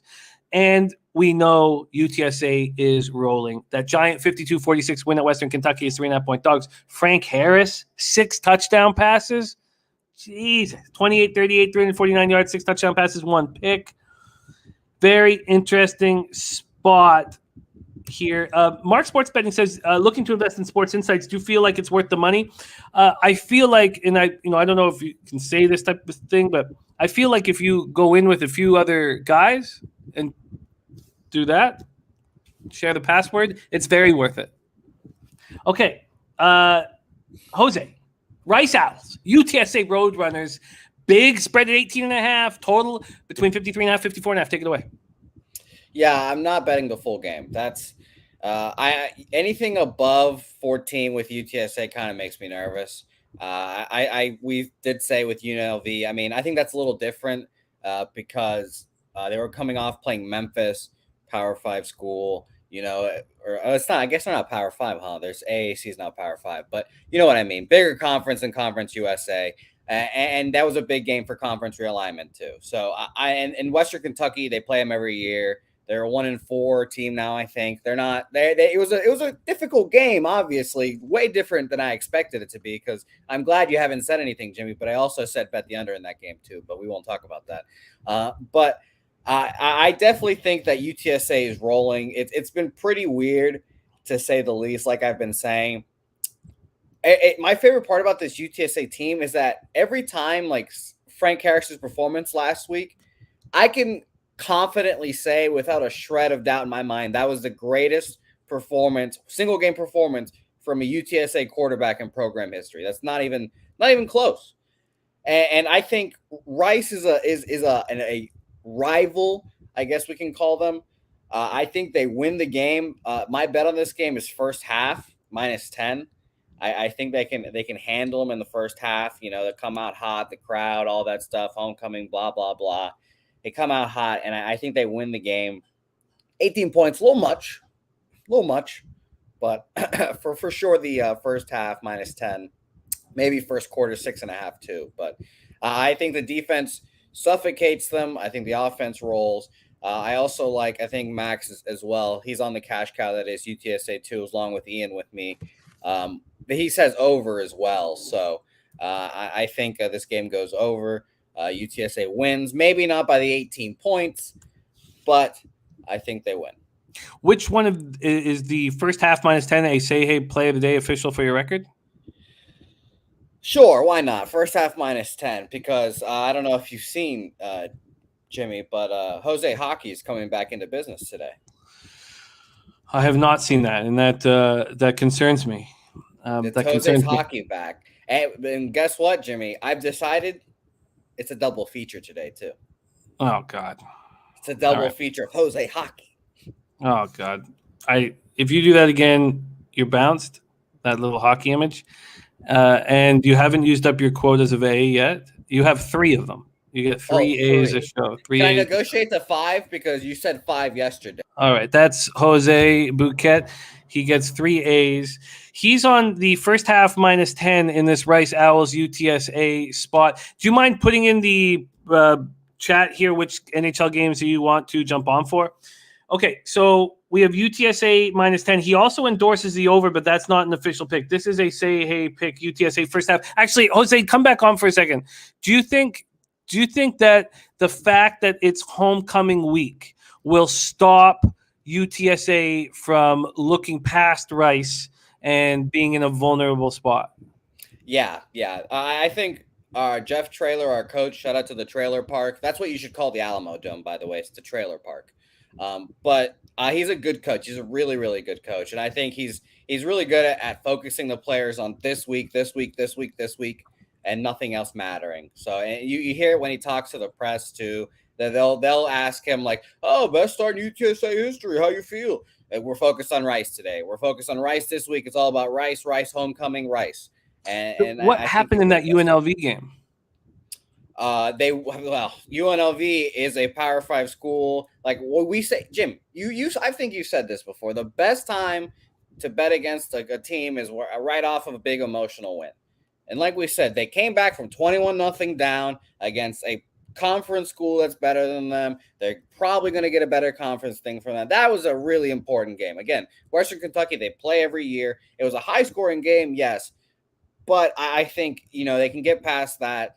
Homecoming is a big deal. Rice is a rival and all that stuff. So I just think that this is one of those spots where they win handily. And, Jim, like I've said, after that Western Kentucky spot, UTSA's schedule is easy breezy until UAB, I believe, at home. So I really think this is a really special year for UTSA. And running the table is not out of the question. And if they fuck around and get a New Year's Six bowl and get smashed in that spot, then that will be the greatest day of my life. So, I love it. Thank you for the breakdown, Jose. He's on UTSA first half. Yes, Vegas, Florida too. By the way, the 2 games. Vegas and Florida. Okay, cool. All right, there you have it. UTSA first half -10. He also endorses the over, as does Maxwell Smart. That's UTSA first half and endorsing the over. It's time to move to pucks, baby. It's time to talk NHL. It's been a wild start to the year for me. I feel like the capping has been really strong, but I've been scared early in the year and haven't backed it up. I cashed Pittsburgh, Tampa Bay first period under 1.5. I didn't have the balls to take Pittsburgh, but I didn't take Tampa. I didn't have the balls to take the Capitals because the Rangers scared me, but I certainly didn't move on the Rangers. I lost Golden Knights -1.5. So that first night I was up 0.05 units. And then last night I'm up 0.1 units. Vancouver Edmonton under 6.5 was a very simple bet. And when I think that Edmonton is going to destroy bad hockey teams, especially weak defensive hockey teams and teams that, teams that are, I'm not sure. We don't know the character of some teams. So, but the type of team that thinks, we're going to try to go goal for goal with these guys, that type of team, because they've loaded up the first line. And if you have a strong enough defensive line, then you can, and you don't take penalties, then you can kind of, you can play with them and the games will go under. So Vancouver Edmonton under 6.5 plus 110 was easy cash. Then Oilers -1 was a push. And I said it off the top of the show. There's going to be certain teams that I really think we should use the -1 with, because in overtime and in shootouts, you're going to have an advantage with. And the Oilers are one of those teams. And we'll use the -1 calculator. Mr. Goxa says, Brady is a send. Look out, Leafs. I like it. Dennis Garcia, so I guess Vancouver isn't a bad hockey team. No, I don't think they're a trash hockey team. I don't think they're a bad hockey team. Thatcher Demko is a very good goaltender. And their defense is... I mean, did you see that was the best game I've ever seen Tyler Myers play in my life. I mean, he was hitting. He was so physical. I couldn't even believe my eyes. If Tyler Myers plays like that, then he's an excellent defenseman. I mean, I remember when he was a rookie, I was like, this guy's going to be he's going to be one of the best defenders. He's going to play for Team Canada. So, yeah, I think that Edmonton or Vancouver has I think they're a middle of the road average hockey team that, is going to try to get that last spot in the playoffs, and maybe they do or maybe they don't. Mr. Go says Myers destroyed Keith. I fucking love that shit. I love that shit. And, I tried to make the Penticton Panthers when I was younger, and Duncan Keith was the star of that team. And my line mate, Rigel Shaw, played for that team, and I couldn't make that team. And I was, had seething jealousy towards Rigel and to Duncan Keith. And look, Duncan Keith has a great life, but watching him get flattened there, I did make me feel very good. Okay, so Canadiens plus 155 was a loser, and Chicago, Colorado under 6 was a push. Okay, let's go here. So we're sitting 2-2 plus 0.15 units, and there's some spots that I absolutely love, and there's teams that I want to bet against. I took the season win total unders or point total unders for the Buffalo Sabers and the Arizona Coyotes confidently. And how the Sabres can go into a season, I guess what you do, if you want number 1 overall picks, and you got to treat them better than they've treated Jack Eichel, number 2 overall pick, obviously. But if you want number 1 overall picks, and you don't want to say, look, we're mailing it in, we're not going to try this year, you get a goalie like for the Sabres, Craig Anderson, and for the Coyotes, Carter Hutton.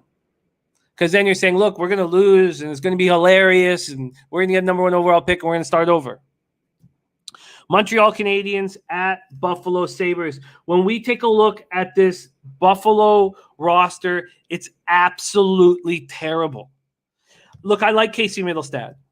You got to give, and I like this in Dylan Cousins. I like these 2 young centermen, but you got to give them some help, man. You don't want them to not want to come to the rink every day. That's what's going to happen to this Buffalo Sabres team.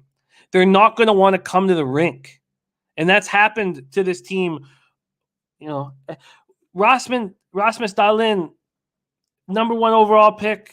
You think of Victor Hedman when you see a young Dahlin, and you hope that he will progress into that Hedman, and that's very difficult. And that's why I always put Ekblad down. I always put Aaron Ekblad down because I'm thinking of Victor Hedman and how spectacular he is. And Aaron Ekblad has never been able to fulfill that number 1 overall spot. And it's so hard being an 18-year-old defenseman. It's much harder than being an 18-year-old forward. And shout out to Mason McTavish last night, who was absolutely exceptional. And being an 18-year-old sniper is a little easier. Now, it's not that much easier, but it's a little easier than having to clear growing men from the front of the net or expect guys like Capo Caco and Alexis Lafreniere to care as much as TJ Oshie, who knows this is his last hurrah in a big game. But I digress. So this Sabres team is absolutely terrible. And Craig Anderson and Dustin Tokarski between the pipes is saying, oh, we want to lose as much as possible and get the number 1 overall pick. Then you have a Montreal Canadiens team that loses 2-1. Now, the question you have to ask yourself is, how do you cap, and I hope Birdie's in the chat, but how do you cap back-to-back at the very beginning of the year? And Birdie in our chat, being a coach, really helps. It really helps this. Now, and I don't know if I'm right on this, but what I believe is that the very first back-to-back of the season isn't that bad. Doesn't hurt you that much. And then the 2nd to 5th or 6th back-to-backs, that they start becoming tougher and tougher and tougher. They start hurting you. I could be wrong. But I think the fact that the Canadiens lost 2-1, they just head down to Buffalo, that short little drive down the QEW. I think that they're going to win. Ram says Samuel Montembeault confirmed. That was the idea that we had, that Montembeault would be in goal. And this is the right spot to play him. And Dennis Garcia says you have your legs and your opponent doesn't, at least early. I agree with that completely. Thank you, Jason Folk. And let's just keep that going. We have so many great cappers in the chat here. We all work together, and that's how we do things. So I'm on the Montreal Canadiens -1. I got +113. And so far this year, the -1s have helped me. We'll see if that changes, and I'll go back to puck lines. I got the money line at -140 and the puck line at +170. If I go to Bet365 right now to see what I would get here, and look, I'm telling you, there's so much pressure on Nick Suzuki and Cole Caulfield. And I love that Toffoli is on the wing with them. But Nick Suzuki with a big contract and Caulfield expected to. I do not think Nick Suzuki is going to have a good first 25 games. The best thing that could happen for the Habs is that Suzuki and Caulfield get a goal each, or get in on a nice goal here tonight against the shit Buffalo Sabres team, because it's so much pressure. Suzuki signing this huge deal. You're in Montreal. I mean, if this happens in Montreal, Toronto, I mean, in Toronto, there's other things going on. The Raptors are going to be here. In Montreal, it's all La Habitant. It's all red, white, and blue. And there's a ton of pressure on them. And I actually sort of feel for them. And we've seen what it did to Jonathan Drouin. We saw what it did to Alex Galchenyuk. They couldn't handle it. So here with the Canadiens up -140 and +175. Wow. You get an even better line than I got. And again, if anybody needs a -1 calculator, just mention it. Wow, you get a better line than when I got. Let's take a look at the market move here in this spot in the cash, and then we will move on. So here we go, NHL. And sorry, let's move over here to the cash flow in NHL. And here we go. So in the Habs game, we have 2,572 tickets in. 71% of the tickets and 99% of the cash is on the Habs. You know, so huge bets have come in on the Habs. And I wish I was capable of making a big bet and then driving down to Buffalo and parking at the casino and walking over and hitting that great sports bar. I forget what it's called. 716, is it called? Great sports bar right beside there, and going and watching a Sabres game. Last time I was there, I had the over in a Sabres Flames game. I had the over, so I was losing my mind on each goal, and it confused everybody so much. Oh man. Okay, so and I cashed 4-2, had the over 5.5, hit the empty net goal, and started slapping ass. Okay, so in this spot here, we have 53% of tickets, 52% cash on the under. And I'm afraid of totals. I'm afraid of totals early in the year. And the reason why I was very confident in the Oilers-Canucks total was because I knew exactly how to play this Oilers team. And it's going to cost them come playoff time. But I agree with loading up that first line. But now you have an easy way to play them. All right, Habs -1. That gets my day started. Then we go to Maple Leaf and Senators. Maple Leafs and Senators, already seen cappers backing the Senators, and it is the best bet in hockey. Do we have confirmation that Brady Tkachuk will be in the lineup tonight now that he signed that deal? Do we have that confirmation? And there has been an 8-cent move to the Habs, by the way, so I'm a little surprised that I didn't beat a line move with the Habs. And I bet it at about 1:30 in the morning. All right, let's move on to – oh, shit. So I got only 19 minutes to get through these games. Shit, because we have football frenzy. Okay, Leafs, Senators open up – or let's go. Leafs open up -165. They're now -167. A 2-cent move towards them. 2-cent move towards them. And this total that was at 6.5 at -119 is now at -118. And – Andrew McKinnon says, I'll be looking to back a lot of teams early that have already played. And Puzzler says, on the other hand, the season opener versus the Leafs is a psychologically weighty game and more draining than regular games. I think that's there's a lot of truth to that. Rem Mo says Mrazek and Forsberg are both confirmed. And isn't that telling that Forsberg gets the first start of the year and not Matthew Murray? Isn't that telling?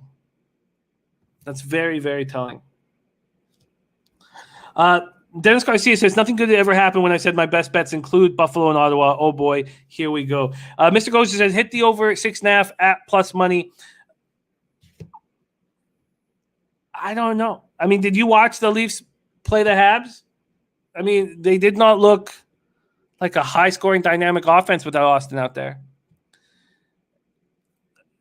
I don't know. So we broke down the Leafs pretty heavy, and you guys know that I'm on the Leafs under. That's wild that Forsberg was in because I thought Matt Murray was likely. Nate Dogg says, I'm on the other side. Toronto wins tonight. I love they got a lot of Canadians on this team. Do we know? The question is, do we know if the Senators are going to have Brady Tkachuk in the lineup? Because, man, that would be a giant boost for these Senators. Let's move over to these Ottawa Senators right now, this lineup. With Thomas Chabot, I want to say that he Chabot the bed so bad. And I will create every situation for me to say he Chabot the bed. And we'll see if I can say it tonight. Yeah, they have a tough. Their six defensemen are tough, and you got Artem Zub sitting beside Chabot and Zaitsev and Matt. You have Holden and Brown. I mean, it's not going to be easy. But look, this team has a ton of upside, and Stützle and Norris, and I don't know if Batherson can succeed at this level. We will see. But getting Brady Tkachuk in there is a huge boost. Mr. Ghost says Chabot has toddler shoulders. I think Chabot's going to be good. Birdie's in the house. Birdie says, I wrote my thoughts on back-to-backs above. Thank you, Birdie. Great having a hockey coach who's coached at such a high level in the chat with us. Says, it's always harder to play back-to-backs. It is easier to play the third game in 3 nights or 4 nights. Lactic acid is a big killer. So younger, the better. Older guys take a period to burn that out. Birdie likes the over. And Diehard says Senators first period. Maybe you think the Leafs slow start after winning last night. The Senators first period was something that I always loved. And if we know that Brady Tkachuk will be in the lineup, I will take the Senators first period. I think you're right, Clint. So I need to know that Brady Tkachuk's going to be in the lineup. And I love that Forsberg's in goal. So great point. Sens first period. Okay, so let's move on from Leafs, Senators. But yes, we've had a lot of success back in the Senators in the first period. And the first period dog, if you don't have the balls to back a team for a full game, the first period dog is a safe way to do it because there's a chance that you get the push. Birdie booing me. Dennis Garcia said Nylander to score as well. He looked very dangerous when I said that. Okay, he won't be able to play Thursday season opener. Jason Folk said didn't know Brady was a hockey coach. He wasn't just a hockey coach. He coached elite. It wasn't just like some guy coaching his son play. Okay, I do not want. I want Tkachuk out there. I don't know. I can understand backing the Senators, but remember, there's often times when we back the Senators for huge prices. This isn't one of them. But then we saw what the Ducks did at not a huge price. So, all right, let's go. Dennis Garcia says, I'll copy you in my cheerful Nylander tweets, Birdie. He looked very good. And he's not in tonight, says Andrew McInnes. Okay, perfect. Thank you, guys. So no first period Senators for me. All right, let's move on to Pittsburgh Penguins at Florida Panthers. And this was a bet I made yesterday. I went on the horse show and said, bet it, expecting that I would beat the market move. Let's see if that has come to fruition for me. I got the Panthers minus 180 and plus 130, gave me a minus 122, minus 1. And wow, it's now minus 180 plus 135. I just start sweating immediately when I see that I'm not beating these market moves. So I love that. I loved what the Penguins did. And I love Brian Boyle, one of my favorite players. In saying that, I think they come crashing back to earth here. And I've got the Panthers to win the division. Bloods W's on the Pittsburgh under 1.5. This is a spot for our Jose Bouquet that he wants to be involved in. So let me bring him onto the show. Jose Bouquet wanting to talk Penguins, Panthers. Let me just set a table here for the market. This total is sitting at 6.5. And we'll get that because Bobrovsky's going to be in goal. And even when Spencer Knight is in goal, we don't really know what he's going to bring us.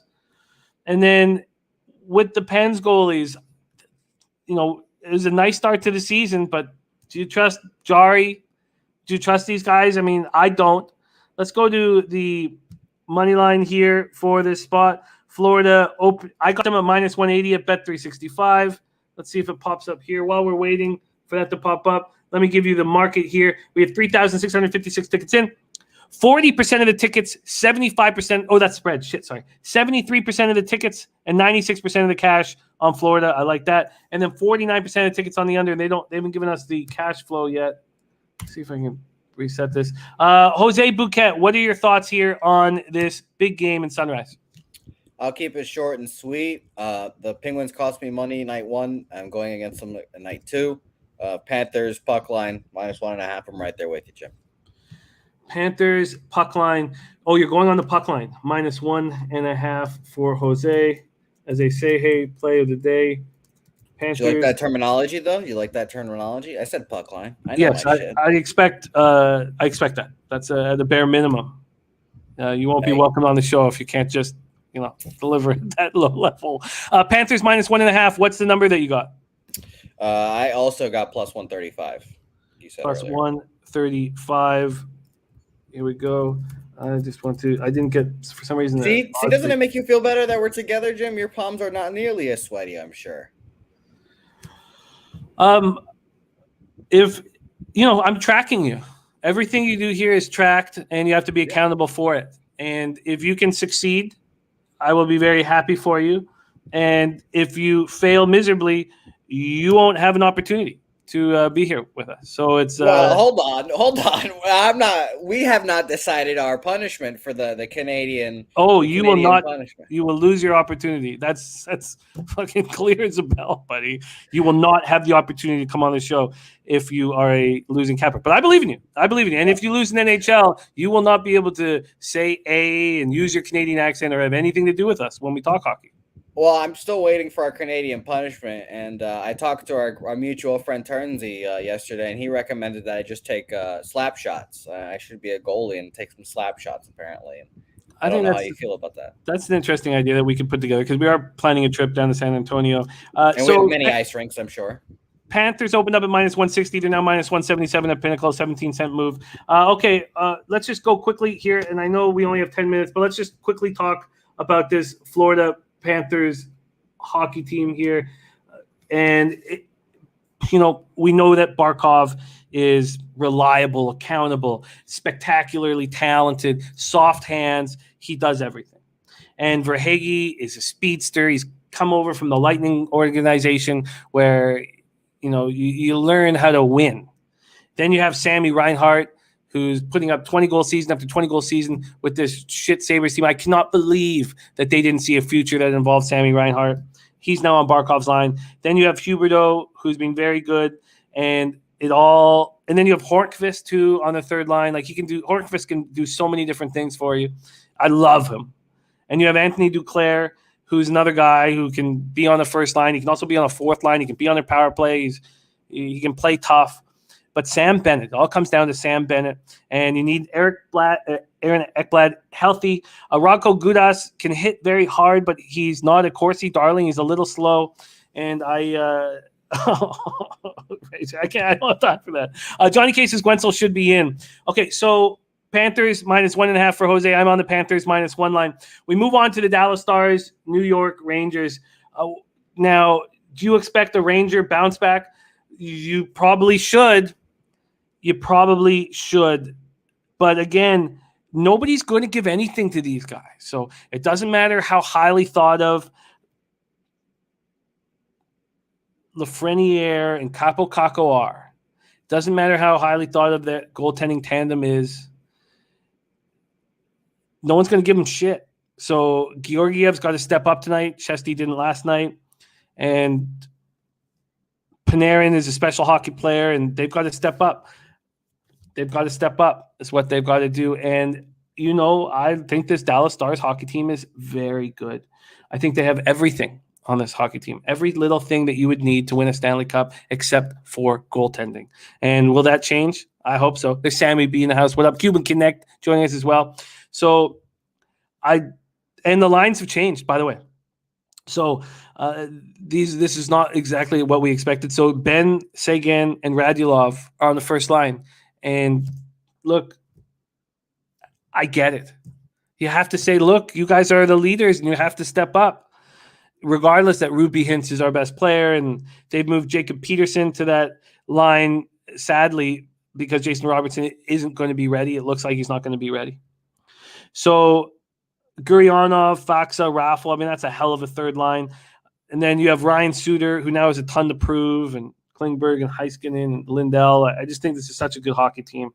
And I hate saying that, but Holtby and Khudobin are trash. And no, I shouldn't say Khudobin's trash, but Slatsy says Jackets honoring goalie Matisse Kivlenieks, who died, was Elvis Merzlikin's best friend. The team show up here. Jackets regulation best bet along with the Panthers.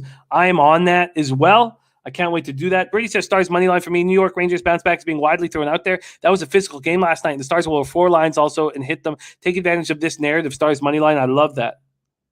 I absolutely love that look. I love both of those looks from Slatsy and from Birdie. Dennis Garcia says, who's going to cost me more units this year, fading Edmonton or backing the Rangers?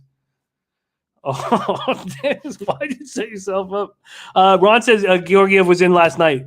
I should have realized that Georgiev was in last night. Yeah, I was watching Habs Leafs. So that means that Shesty will be in tonight. Clint agreeing with Birdie there. The Stars notoriously don't have these great Western or Eastern trips. So this is a watch and learn for me in Stars Rangers. A quick market move analysis here. Rangers open up minus 121, an 18-cent move towards them, minus 139. And the total is sitting here at, God, I got to speed this up, minus 6, opening up minus 121, a 1-cent move to the under. All right, so let's move on past that. Next up, we have Islanders Hurricanes. God, this is going to be a good hockey game. Look, I think both teams are extremely talented, and I can't wait to watch it. This total's at 5.5. There's been a 13-cent move to the under, and from a money line perspective, there is the Hurricanes opening up minus 137. They're now minus 131. Now minus 127. A 4-cent move towards the Islanders. And look, you guys know how. Sammy B, I'm going to bet the over on the Raptors season total, and not from a homer standpoint. And I can't wait to talk about it. These are two excellent hockey teams. Two excellent hockey teams. And I can't wait to watch. And, Freddie Anderson, the Hurricanes uniform, good luck with that. And Sorokin starting for the Islanders. 2,698 tickets in. And we have 51% of the tickets on the Islanders, 38% of the cash. Some big bets coming in on Carolina. Then 56% of tickets on the over, 84% cash on the over. And I'm not comfortable yet to make a move on a total or anything at this point. I can't wait to watch this. They won't be a dog, Sean, and the Hurricanes will never be a dog at home. Brady says Canes money line. Canes own this New York Islanders team. Don't know why, but they do. Canes my best bet. Waited because I thought I would get a better line, but nope. And you will get a better line. I mean, there's been a 4-cent move at this point. Oh, but it's come back. You're right, because if you had gone last night, you would have got a better line. Okay, I get it. All right. Hoops 590 says best players OG and Pascal. They picked up Sam Decker. They look desperate, man. We're very excited about this team. This is a long conversation here, but I like what they're doing in Toronto. All right, so we have to move on. We have to be quick. Arizona Coyotes, Columbus Blue Jackets.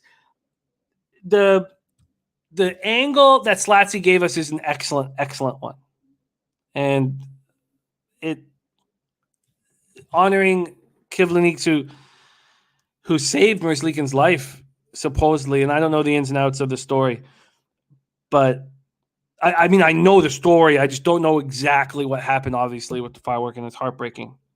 But you got to think the Jackets step up, and that's got to make the Jackets the best bet on the board because this Coyotes team is going to be absolutely awful. They're going to be so bad, and they're trying to be bad. They're trying to do this on purpose, fix everything that a 26-year-old general manager did to them. And their defense is okay. Their defense is pretty good. But look, when you start a season with Carter Hutton as your number one, you're just going to lose a ton of games. Now, Carter Hutton's a good character guy, but good character guys don't always equate to W's.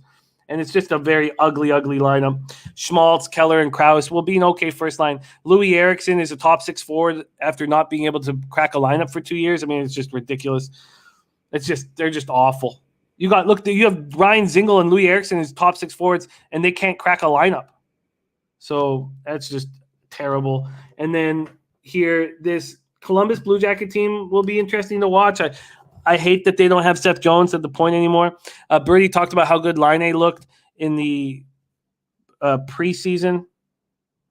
And we'll see. Voracek can resurrect his career. If Borkstrand is really as good as we think he might be, and if Domi can resurrect his career, and we get to watch Cole Sillinger play, and Texier, I think, can be a first-line centerman. I think he's possible of it. I don't know if it's this year.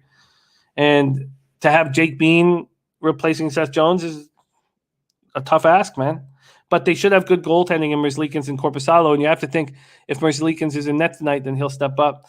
Cuban Connect says Sabres look good at home, money line plus 120. I think that they're just a horrific hockey team. So I'm on the other side of that, Cuban Connect. I think they're just as bad as only Arizona can shine a tiny bit of light on this shit Sabres hockey team. Then we get Tampa Bay Lightning, Detroit Red Wings. I'm sorry that we're not going to have enough time to break these games down the way I would like to break them down because this is a fascinating spot here. Tampa opening up at minus 247. They're now minus 212. So a 35-cent move has gone over to the Detroit Red Wings. And to understand that the market isn't certain that Tampa Bay is going to bounce back is wild. But 72% of tickets and 87% of cash is on Tampa Bay, even though there's a market move to the Red Wings. Nedeljkovic making his first appearance between the pipes for the Wings. 59% of tickets, 91% of cash on the over. Vasilevsky will be back between the pipes. And the cash is here. So again, one more time, 4,186 tickets in. 72% of tickets, 87% of cash on the Lightning. 59% of tickets, 91% cash on the over. And Diehard MMA podcast says we're looking at Red Wings first period this season again. I don't know. We're going to have to see what this team looks like here. And Slatsy says talk faster. I don't know. And Hutton starting for Arizona says Mr. Gokster, and that's Michael Irvelina says easiest bet on the board here, Lightning first period and full game puck line. I don't know, dude. Look, I love bounce back spots. I love them. But you don't see me here on the Lightning. I don't know. Okay, next up we have Kraken and the Predators. And I do not know what the Predators are going to give us this year. And Birdie made reference that, that the coach at least believes, and what do you expect the coach to say, but that this can be an underrated hockey team. Any team that has Matt Duchene on the first line is going to lose a lot of hockey games, and it's not going to play with enough heart. I mean, this guy's just done. I like Michael Granlund. I like Luke Kunin. Cody Glass is a big upside, and having him on a line with Nick Cousins is nice. But Ryan Johansson's being one of the biggest disappointments in Vancouver hockey history as a Vancouver boy. Alexander Carrier is going to be fun to watch, but on defense. And their goaltending should be good with Saros and then Riddick with a lot to prove. And my voice just broke there. And Kraken game 2 over in Bridgestone in Nashville. And I've got to see if everybody's going to be available for these Kraken. So we don't know at this point. McCann, Schwartz, Eberle should be quite a good first line. And Wenberg, I've always expected more from him. So we will see. And this defense should be good. So at this point, Yarncroc and Marcus Johansson are the two guys with COVID that are still out. And Piker says Ryan Duchene is a balloon knot. I agree. Okay, we got this Vegas LA Kings game is last up, and I do not know what we're going to get from the Kings this year, and it makes me hesitant to make any moves with them involved, and I want to watch them. I want to watch them very, very closely, and I can't wait to watch them tonight. And here, from a market perspective, the Vegas opens up as minus 150 on the road. There's been a 6-cent move towards them. By the way, Nashville opened up at minus 135 at home. There's been an 8-cent move towards the Kraken. And from a cash flow standpoint, we have 66% of the tickets on Vegas and just 27% of the cash. The Kings got to be the bet. Wow. So big bets coming in on the Kings at home. Wow. Wow, that's fascinating. And then 37% of tickets on the other 57% of cash. And then from that Kraken game, you have 63% of tickets on Nashville, 78% of cash on Nashville. And I can't back Nashville early, but this would probably be a spot that I would want to. So I guess the Kings and Nashville are somewhat interesting to me. You have to think that Kraken's going to kind of let go a little bit. I guess all facts, the Predators and Kings are interesting to me. And you know what? The Kings and Predators may make my card. Let's bring in on Jose Bouquet for this final look before we head over to the big Babano football show. Jose, Knights, Kings, what's your look here? Over 5.5 goals. A lot of goals in this game. I can see it. Over 5.5. And what is the juice associated with that? Right now, I'm looking at it. It is minus 115 at Jim. Minus 115. Now, these Kings have never been an offensive team, so they play slow hockey, and that's changing a bit with the youth that's on this roster now. And I'll be interested to see if that will be enough to change it. But, they want to dominate puck possession, and they want to use the big bodies, and they want to have Kopitar out there winning faceoffs. And it'll be interesting to see because we know the Golden Knights like to put up goals. So over 5.5 minus 115 for Jose. I'm thinking of moving on both the Kings and Predators now at this point. We have to go. We have Babano's big football show on right now. Johnny K says Peterson and net. It's great that they finally have moved past this. There's Ski Profit in the house, giving basketball a look. Thank you, Ski. And Brady says Vegas are horrible on one-day rest and they're traveling. I understand the Kings here. So do I. Actually, after thinking about this for a little longer. So I think I understand the Kings and the Preds. I think it's got to be a letdown spot for the Kraken. So I think the Kings and Preds may both make my card. Let's close this show on a movie review from Jose Bouquet on planes, trains. I took notes. And automobiles. I took a lot of notes. I love it. We're trying to make Jose a better man. And he didn't know who John Candy was, didn't know John Candy existed, and it broke our hearts. So, Planes, Trains, and Automobiles, movie review from Jose Bouquet. So, I just got some questions for Sure. you, Jim, I guess. Sure. First of all, is Kevin Bacon also Canadian? Oh, we couldn't give a fuck about Kevin Bacon, so probably not. Okay, because he was in the first part of the movie, and I was like, oh, so he's going to be in this movie. And then, no, absolutely not. Would you pay $75 for a cab? Yeah, sure. To get a cab, I should say, not even for said cab. Would you pay $75 to get someone to give you a cab? In a very in difficult times, if there's a need, you got to get somewhere fast, and you got to pay the cost to be the boss. Okay. So my more questions for you, Jim. I'm glad we're answering. These are rapid fire too. If you haven't noticed, Fire away. The Candy Man, Jim Candy. Do you like my mustache just because of him? Is this another Nestor Cortez situation? Did you call him Jim Candy? Is his name not Jim Candy? Is it John Candy? Oh, Jesus Christ. The Candy Man, as I'll call him. This is the most loved man in the history of our country here, so I'd like you to have a little bit of respect for him, all right? Can you power rank him? Who are the top three? The top three Canadians in history would be beloved too. John Candy, Walter Gretzky, and is that his dad? And I guess Tommy Douglas. I don't know who that last one is. I really don't. I'm sorry. I put you in a pretzel here, Jim, huh? I'm glad. Yeah, I guess that would be it. Okay, well, I'm going to continue on. You keep thinking about that. No, that's it. I think that's got to be it, right? Sure. John Candy, Walter Gretzky, and then you got to add in one politician. So, okay. Well, apparently we've got a lot of Gordie Howe, some Mike Myers, some Michael J. Foxes. Didn't know these guys were Canadian. I didn't know Keanu Reeves was also Canadian. Jim, where can I get a copy of the Canadian Mounted? The Canadian Mountain? Mounted. That is what my man, the Candyman, was reading when he first popped up on the screen. The Canadian Mounted. I don't know anything about that. Maybe it has to do with the Royal Mounted Police. Our policemen ride horses. I saw that. Yeah, I thought that was a myth, but yeah, I saw that. But no, it seemed like a porn / 50 Shades of Grey with Canadian features. Oh, in it, you so think it was? I remember him reading off the top, but I didn't. It's probably some sort of softcore erotica. Okay, well, for my birthday next year, I would like the. Oh Canadian yeah, Real Mounted. Deal Prime says Gord Downey. Gord Downey would probably.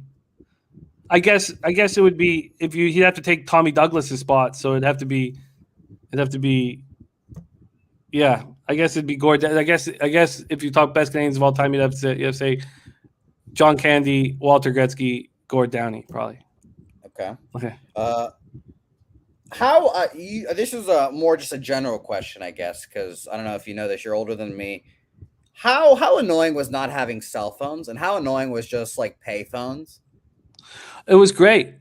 It was great. None of that bullshit. No picture taking. The coolest guys that you knew, you couldn't get a hold of them. Well, I'm speaking more of a standpoint. Oh, my flight just got canceled. Well, I gotta go sit 30 minutes in line and wait for fucking a payphone that I gotta pay 25 cents for, and hope I got a fucking change in my pocket. People had real relationships, real friendships. When you went out for dinner or for lunch, you actually talked and hung out, and like it was a much better time. It wasn't all a pretend life. People weren't being scammed nonstop and catfished and fucked around with. It was all just real relationships and real people and real experiences, and that sounds like a terrible time. It was much better. Okay, 25 cents for a vibrating bed, Jim. Do you have that in your household? Yes, I have a vibrating bed. Okay, all right. All Canadians have vibrating beds. Okay, how are they? Oh, they're phenomenal. Okay, for you or for her? For me, what do I care about? Okay. All right. I was just wondering. I was just wondering. I wrote down some quotes that I was like, wow, this is a deep cut movie. What I thought when I was coming in, Jim, my last text was to you before watching this. I thought this was the Canadian Tommy Boy. And I was like, yeah, this is going to be hilarious. And then I didn't realize I was going to start openly weeping, apparently. You like to hurt me? Good. I'm an easy target. I was like, wow, that's really relatable. So now whenever you say mean things to me, I'm just going to think about that. And one day I'm going to have that whole thing memorized. It's one of the best monologues of all time. It's the only comedy, Planes, Trains, and Automobiles, really, where you tear up at the end of it. Yeah. Sure. The only comedy. By the way, my favorite part of the movie was me and Helga. When we were together, we would be the Leo DiCaprio meme, just pointing at the TV like, oh, there's the plane, there's the train, the automobile, let's go. We got excited for all that stuff too, but whatever. More questions. The Flintstones, they've got it like that, Jim. Everyone just knows their fucking jam off the top of their head, no problem. Have a yabba-doo time, we'll have a gay old time. Okay, good. The worst. Okay, so here was the part where we needed to get into this. There was a mention of Larry Bird, and I looked at my girlfriend Helga right in the face, and she said, "I know Larry Bird," and I was like, "Oh, do you?" And she looked at me square in the face and said Larry Bird was a tennis player or golf, and that really severely hurt my feelings. So I wanted just to share that with you, and also that we realized midway through is Dell Peter Griffin basically. Oh, Dell has so much more to offer than Peter Griffin. I've never heard of that comparison before. They look the same. I couldn't stop looking at his neck to begin with. They do look the same. They've got a kind of that voice. They sound the same, and also I learned that Dell was the inspiration for Bing Bong and Inside Out. So there you go. There's your fun fact of the movie. And my overall review, by the way, I do a 5 bucket scale because my nickname is Bucket. I'll give it 3 buckets. Helga gave it 4 buckets. Oh God, you're so lucky to have her. If you give Planes, Trains, and Automobiles 3 buckets, That just hurts me. Hurts me very much. At least Helga is lifting She was you up. won over. She was won over.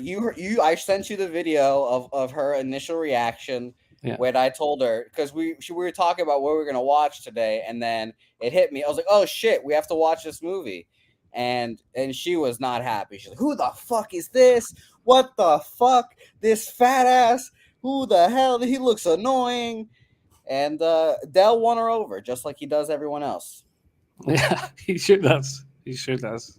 That was a great review. We're going to give you more films. We won't stick with just John Candy at this point. Maybe we'll come back and revisit John Candy. But anybody who wants to get another review for Jose, I think I know what film you should watch next. Okay, well, we've got Stripes and The Great Outdoors from. No, I think you should watch. You should watch Kids. Kids. Yeah, I've never heard of that either. Watch Kids. That will be your next film review. Kids. Okay, we will do that one because we have a jam-packed Friday show with a special segment that I have not told you about. That I don't think you're very happy about it. Once I told you that, like, how much time I need, but that's gonna be said. We'll do that on Wednesday. Which one? The movie review? The movie, yes. Okay, Kids. Don't look into it at all. No, absolutely not. Okay. Thank you, Jose. That was well done. We went a little long today. Please jump over to our guy Babano's Football Frenzy show on right now. Football Frenzy on right now. On behalf of Jose Bouquet, everybody here at Pub Sports Radio, we have nothing without you guys. Thank you so much for all of your support. We absolutely love you guys. We have nothing without you. Danny Lopez, Chef Big Hat, Nate Dogg, Nathan Cerna, Piker, Ron Crawford, Mike M, Mark Nick, Luke Chase Fox, Hoops 590, Top Set. Love you guys, and we'll get the. I want him to go Kids. Kids will be next, and then we'll go from there. I love you guys, Amsterdam. What else? Let's have a giant Thursday on behalf of all of us. Let's fucking go. Lecce. Hey, those bookmakers!